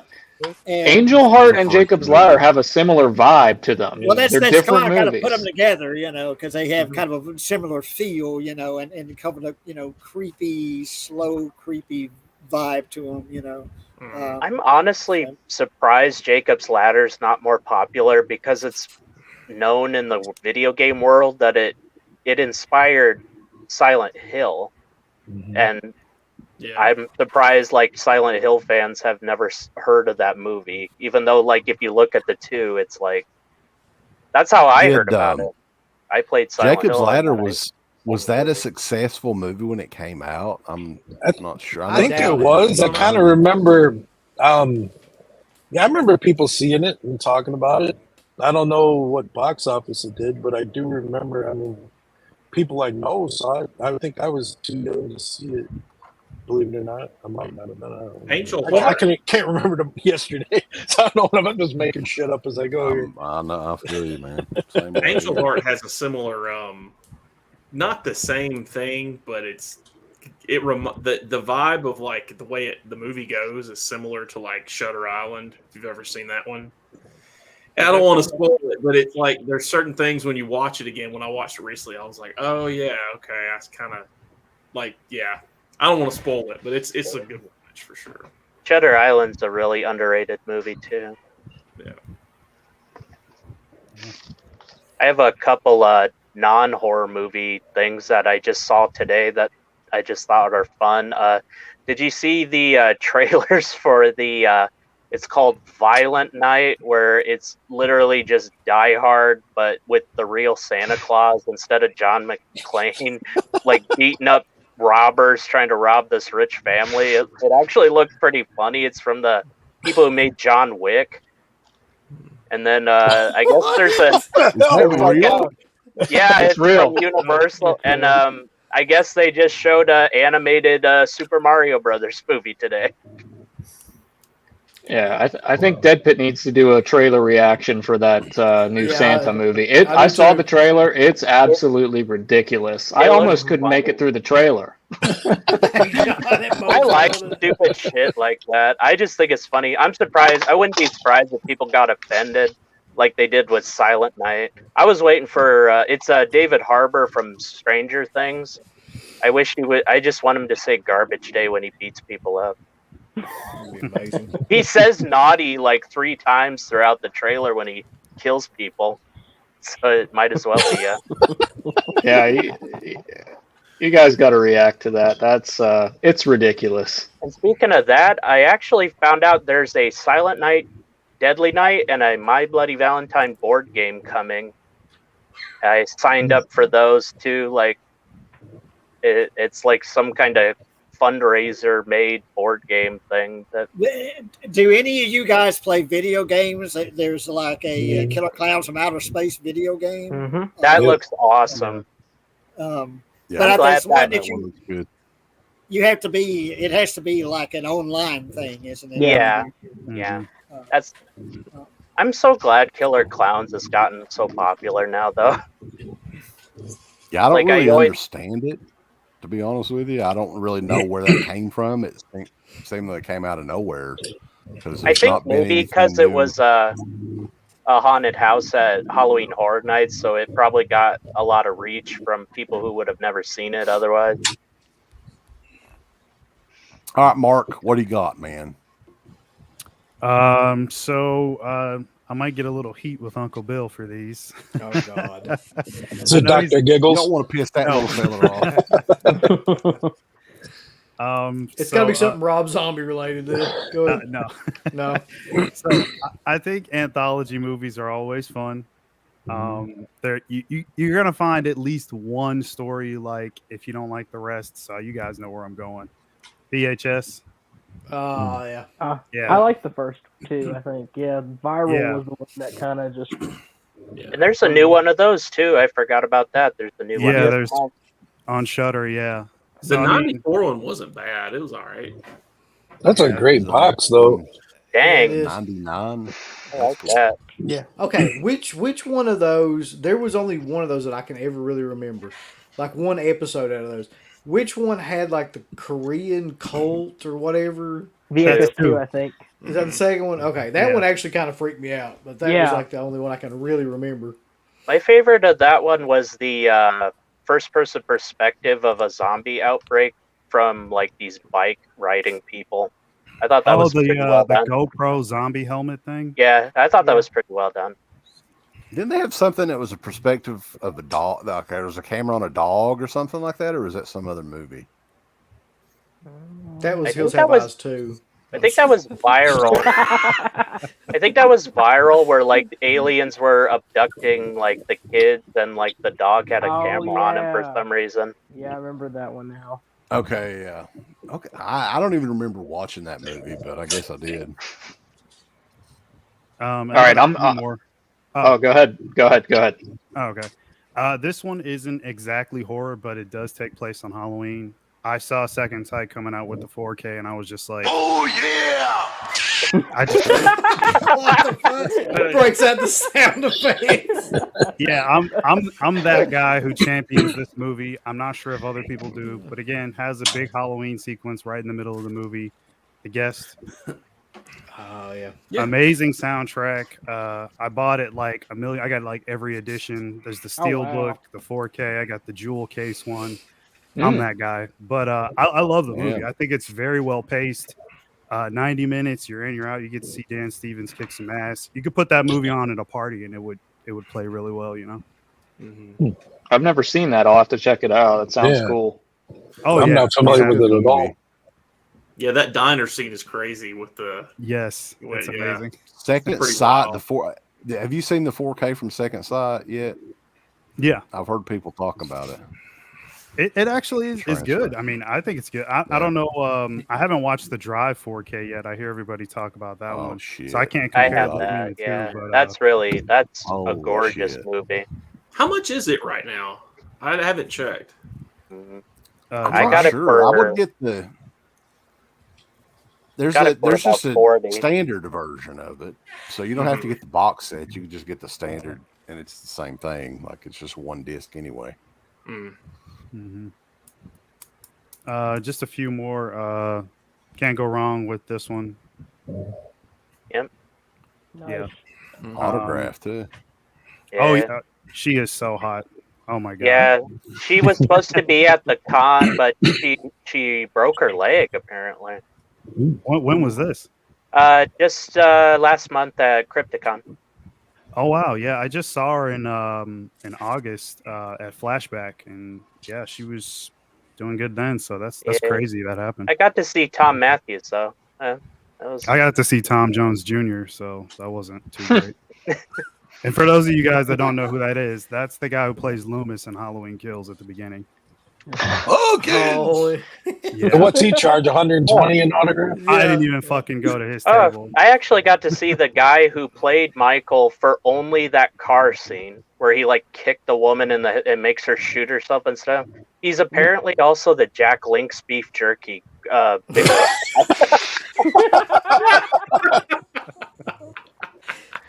would have him as that. Amazing. Oh my god. Well, he was I don't probably know why signing you more would Jack only Lynch need him shit. for that one scene, especially when Courtney's already a stuntman. But whatever. He's got pictures on his table. It's like Michael Myers and Bigfoot.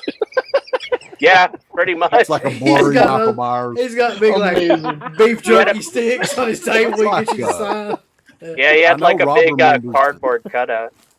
The Tony Moran 8x10 that he still sells at conventions. Do you remember that where he like airbrushed a picture of his face from like that come time on. period? Yep. I was so pissed Amazing. that Warrington Gillette was there. Like my mom didn't understand. She is like, oh, he sits on a throne of lies. Like he's an asshole. He was charging 70.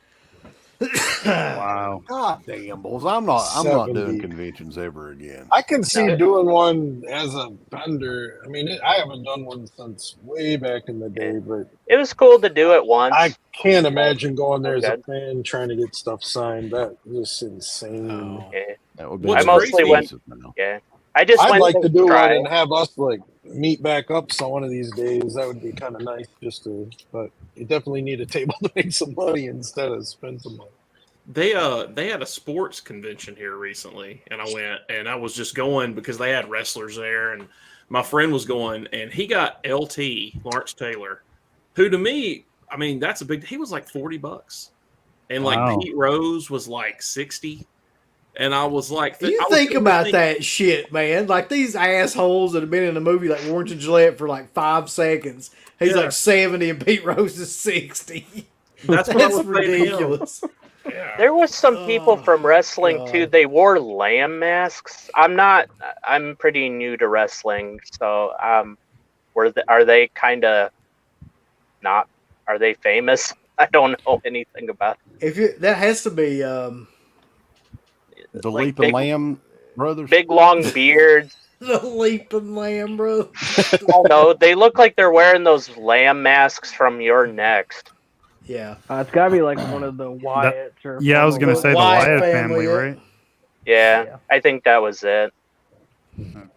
Yeah, I don't know. Random people there. Yeah.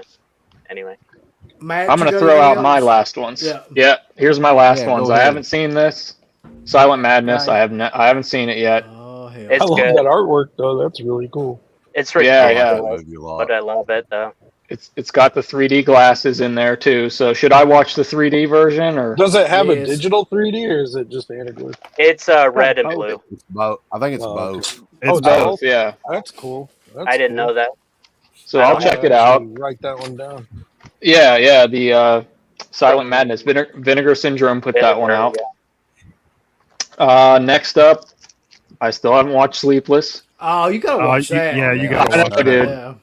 I know. I'm. Very You got to underrated get one. some. You got to Is that- get some Argento. Is that considered his last good movie? By a lot of people, No, this- yeah. This is his last movie right here. Dark Knight. What is that out? You have that? Like, is that Yeah. actually a physical copy? Yes, the Blu-ray. I didn't know it was even out. I hadn't heard of it Overseas. until I saw it was going to be on Shutter.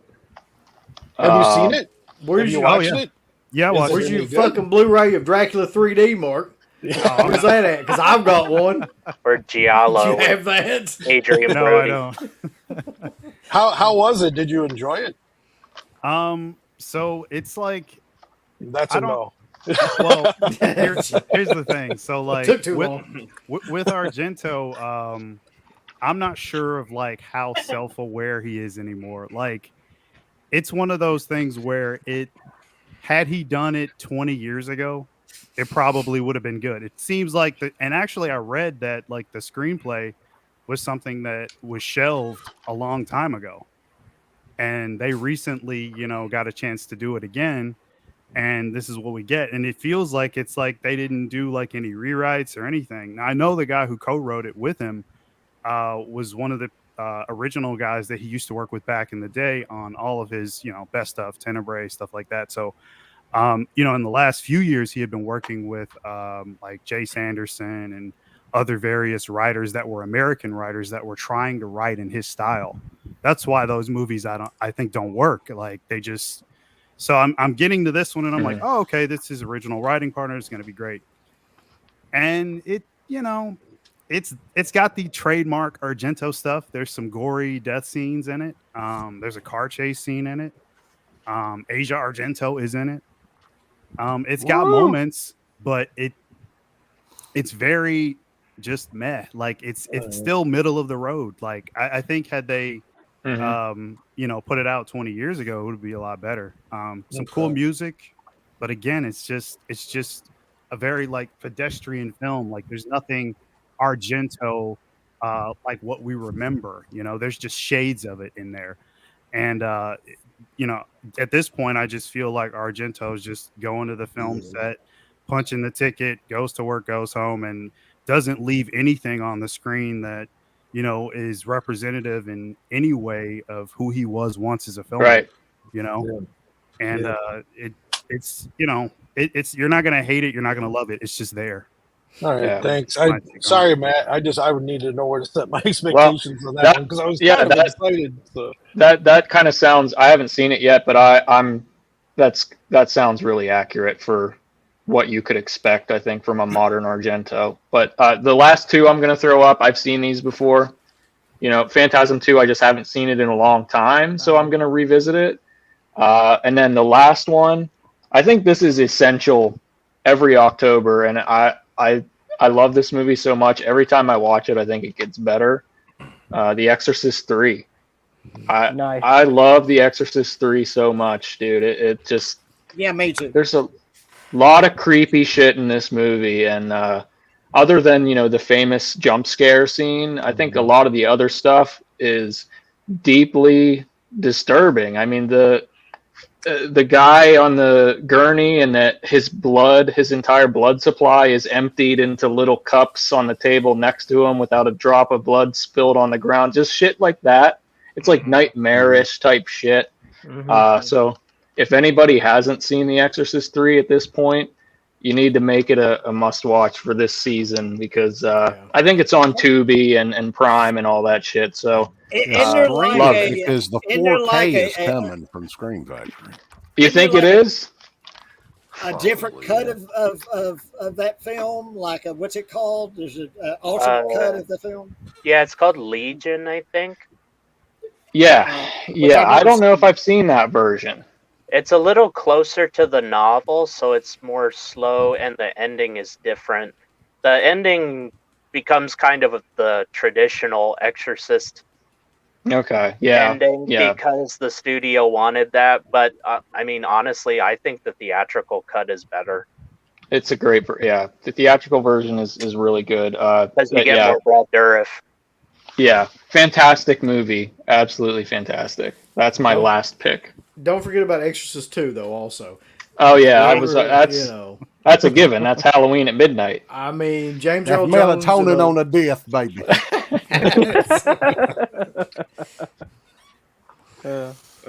Anybody else got anything you want to throw up there real quick? Okay, go for it, bud. So, this one, I mean, this was kind of like one of the first Shout Factory titles I bought, but I hadn't watched it in a while, and I'm thinking about checking it back out. John Carpenter and Tobe Hooper's Body Bags. That's a good one. Nice. That good one. That segment of The Eye is probably one of my favorites as far as like anthology horror movies. With that whole bit with Mark Hamill as the baseball player loses his eye in the car accident and start to go slowly mad. I just love that segment. And for my last one, this is one that nobody hardly talks about, but I really, really love this slasher. It's a post-Scream slasher. Cherry Falls. Okay. Oh, nice. Have you guys ever seen this? I need to check that out still. It's good. Oh, I just wish the uncut version would surface one day. There's like a famous uncut version. But I like that movie had issues forever. Like that was originally a theatrical supposed to be a theatrical movie that was delayed and kept being delayed. And then what was it, 2 or 3 years later, it made its debut on like USA Network or something. Like it never did get a theatrical run. It apparently was released in 2000, which is odd. So I think it's from the 90s then. I don't remember the specifics. I know that it had a time getting out. in theaters. Questions on this side of the room? What was that? What was that? That's awesome. Yeah. So I have two more. These are just creepy. I don't know if you've ever seen Tetsuo the Iron Man. Oh yeah. Yeah, once I think. That's a weird mindfuck, like Eraserhead type of thing. And then I always prefer the original Ring over the remake. Ringo. Yeah, Ringo. I always like the Ring 2 in the U.S. That was one of my favorites. With the deer. Shut the fuck up. The CGI deer. Yeah. With the I like that. You remember the video game, the Deer Hunter video game? It reminded me of that. The deer. I can't wait for that Arrow Grudge box set. That actually looked pretty cool. Oh yeah, me too. Cool. Nice. Anybody else got anything real quick? We're past our time, but See this movie. Real quick. Oh, blood dying, a flood of blood. If you hadn't seen this, for God's sake, watch this movie. Oh, yeah. Seen Little Jimmy Everybody Hitler's needs to see debut. Blood Diner at least once. Basket Case is just one of my favorite films, period. It was one of the films that made me want to make movies because it was made with such a low budget and showed what could be done, being inventive and being, telling a unique story. But I'll put the other hidden Lauder film that I really like, Brain Damage. Oh, yeah. I love Brain Damage. I love Aylmer, voiced by Zachary, that old horror host, Yep. That's a perfect voice too. Yeah, and love Brain Damage. And let me tell a quick. You brought up Tony Moran. Let me tell you my quick little Tony Moran, not story, but connection. The first convention I went to, Texas Frightmare Weekend, I was promoting Dawn, so I had a table, and he had the table next to mine, Tony Moran. I'm sorry. So, well, I'm sorry that happened to you, Jay. Here's this, and his sister was Erin Moran, Joni from Happy Days. Well, later, one of the later horror Texas Frightmares had Clint Howard, and I got his autograph. I talked with him, so I can say I've met Joni's brother and Richie Cunningham's brother. Oh, you're right. Yeah.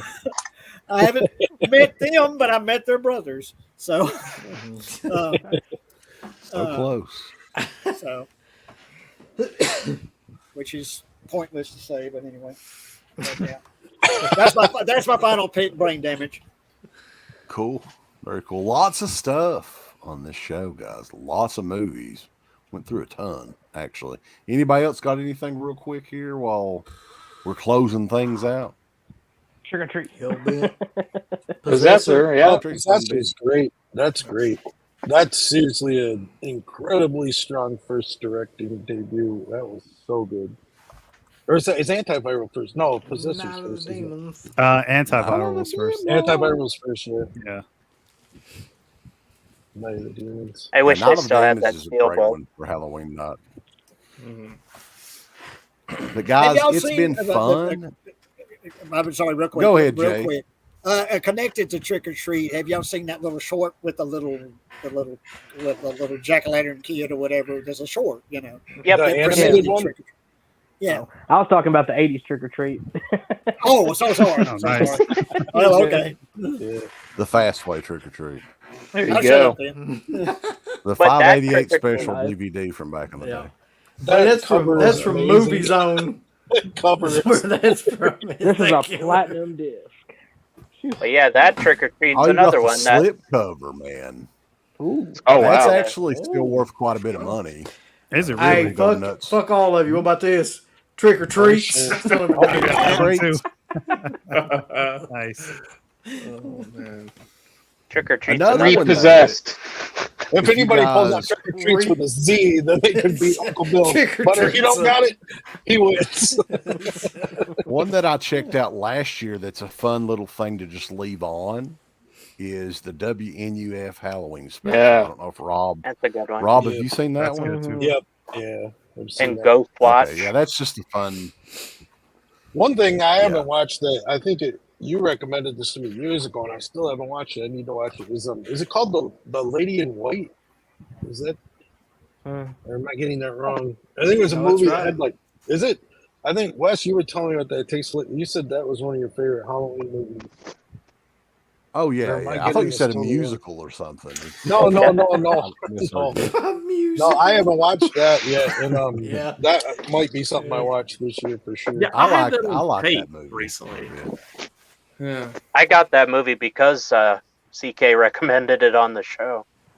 He was a producer of that movie. I've come to find out. That's why he's always recommended. Because see, his reaction to it was like, I've never even seen it. No, I actually we rewatched that last year, and like there are parts in it that haven't aged well or whatever, but I think the story is great. Like I don't know, that was one that I watched as a young kid, have crazy nostalgia for. But yeah, it is parts of the movie set around Halloween, parts of the movie set around Christmas time. So you can watch it either or, you know. Or Halloween start or it, shut it off, finish it a couple months later at Christmas. You could. But guys, it's been fun. Rob, dude, you're gonna have to come back on here. It's like old times. So hopefully you're over your social anxiety. It gets a little easier. Yeah. It's always one of those things where I'm always glad I do it, but getting there is like such a nightmare. Yeah, I understand. It's good to see you, Aaron, Jay, everybody. Good to see you, Rob. The rest of your faces that I don't recognize at all, but it was nice to meet you. Yeah, and Jay, man, your movie keeps getting nominated, and you tag me in this stuff all the time. I'm like, wow. I mean, the movie's great. If you guys haven't seen it, I think you have it linked up on Facebook, right? Yeah, I enjoyed it. No, but I've got it unlisted on YouTube, so I can send the link where people can watch it. I'm leaving it unlisted while I enter festivals and stuff. But if you guys want to see it, I can post it on the DEADPIT fan site again. I'll post a link to it if you guys want to watch it. If you haven't seen it. Cool. Any of you guys got any? I know a lot of you guys do your own sort of thing. Anything you want to promote on here? Well, I've got an episode coming up this month at some point. It's been delayed due to technical difficulties, so we'll get that podcast episode posted sometime, maybe middle of the month or by the end of the month. Nice. Those damn technical difficulties. Sunday night, me and Uncle Bill and Garrett, the Triangle of Terror, are reuniting once again. And we're taking a look at one of the best bad pay-per-views of all time, which happens to be Halloween Havoc 1995. Do you remember it was the Giant versus Hulk Hogan in the Monster Truck Challenge, brother? Yeah. Yeah, I just saw that. Monster Truck. How did that work? It was one of the dumbest things. Literally. What's that have to? It was like a sumo match, but with monster trucks. Like the monster trucks were pushing on each other, and whoever. One of the other things I remember was Sabu. Doesn't he have a match on there somewhere in the middle of the card or something? He may. That was around the time he was there in WCW very briefly. So that may have been one of the shows where he was on. So that'll be an interesting one because that era, WCW was they were in a weird spot. This is pre-NWO, right before the NWO. So that'll be fun. And also, we're doing a really cool show on the 20th. We've been like hopping it up for a long time. Forgotten Romero. It's the first one. We may do multiple ones where we're talking about some of George Romero's forgotten movies that nobody talks about. So, and there may be a reason why, because one of those movies is The Dark Half from 1993. And the other movie is Bruiser, boys. I almost want to puke when I say that. Bruiser. But we're going to have some Romero aficionados on there with us, some Romero marks. There's going to be Axlish, Eric Kent, who is a part of the George Romero Foundation, the Garf Network. Nice. And a member of the Dead Pit message boards back in the day as well. He's going to be joining us, and Michael Slipcase Felcher is coming back to talk about those movies with us. So that's going to be a very fun show. I'm looking forward to that. Is Steve streaming on Discord on Saturdays, CK? Is he going to try? Well, I didn't want to cross the streams, but for anybody that does use the Discord on Saturday, I'm going to try to do a live stream, if it's okay with you, CK, on I'm going to do Extreme Rules. It comes on Saturday night, so I'll do a live stream. You guys can jump in, watch it with me, talk, all that good stuff. Cool. Yes, the Stuntman is the new moderator on the Discord because he knows how to Discord. I'm still not familiar with what Discord is other than a chat, so we appreciate it, man, for sure. Oh yeah, anything for the pit. All right, boys. But yeah, it's been it's a work night, so I got to get to work early tomorrow. I want to go watch Exorcist 2 so I can get some good sleep tonight. And, la, la, la, la, la, la, la, la. That soundtrack. Shut up! What the hell was that? I don't know. Shit, this whole thing. That's amazing. Did you just make that happen, or was it? If you did, you have to do that again. Steve, the screen. All right, boys. But you all have a good night. Oh, this was a very fun show, and we'll was be the best back. jump We'll try to do these in a long time. We try to do these the first week in every month. That's what we've been doing the last couple of months. So be more stuff in November to talk about, everybody. If you don't watch another one of these, happy Halloween. But we're going to have a lot of shit coming up, Uncle Bill. I'm excited. I'm ready to blow my load right now. Stay tuned. Dead Pit on Patreon and DeadPit.com. Go fucking ice. Thumbs up. Up your butt. Like, subscribe. And if you subscribe, here's something else you can do. Once you subscribe, you can click the bell notification, right? And it'll notify you anytime that Dead Pit puts up new shit. Or don't. I really don't give a if you do. I want you to. I want you to. I don't care. Let's keep our community growing. I don't like it. I don't want you to do nothing. I push the fucking outro. Why ain't you playing? No, don't you dare touch it. Thumbs up. Subscribe. And click. Give us the thumbs up. Up your butt. Like, subscribe. And if you subscribe, here's something else you can do. Once you subscribe, you can click the bell notification, right? And it'll notify you anytime that Dead Pit puts up new shit. Or don't. I really don't give a if you do. I want you to. I want you to. I don't care. Let's keep our community growing here on YouTube. I don't like it. I don't want you to do nothing. Listen, they need to do that, pal. No, don't you dare touch it. Thumbs up. Subscribe. And click that bell. For this video officially, it's Oak Curlyjaws has a message for you. Go on over to shop.deadpit.com and go look at their Team Public store right now. You got some new shirts like the Oak Curlyjaws official t-shirt, which is brutal and badass. You got the Yummy Gummy shirt with the captain himself on the shirt. You got Uncle Bill's face on a fucking shirt. You got the Final Girl shirt. You got all these shirts over at shop.deadpit.com. Get them before they're all out, especially the new one, Bedtime 1039. It doesn't get better than that, so go on out. Check out these shirts at shop.deadpit.com. Go look at their Team Public store. You're going to have a good old time. Get them all! Thank you to all of our supporters on Patreon. DEADPIT on Patreon.com is the only place to check out a complete archive of the old DEADPIT radio shows all the way back from 2005 on, in addition to the midweek shows and fan commentaries, exclusive podcasts, and much more. DEADPIT on Patreon.com if you're interested. Tiers start at only $1.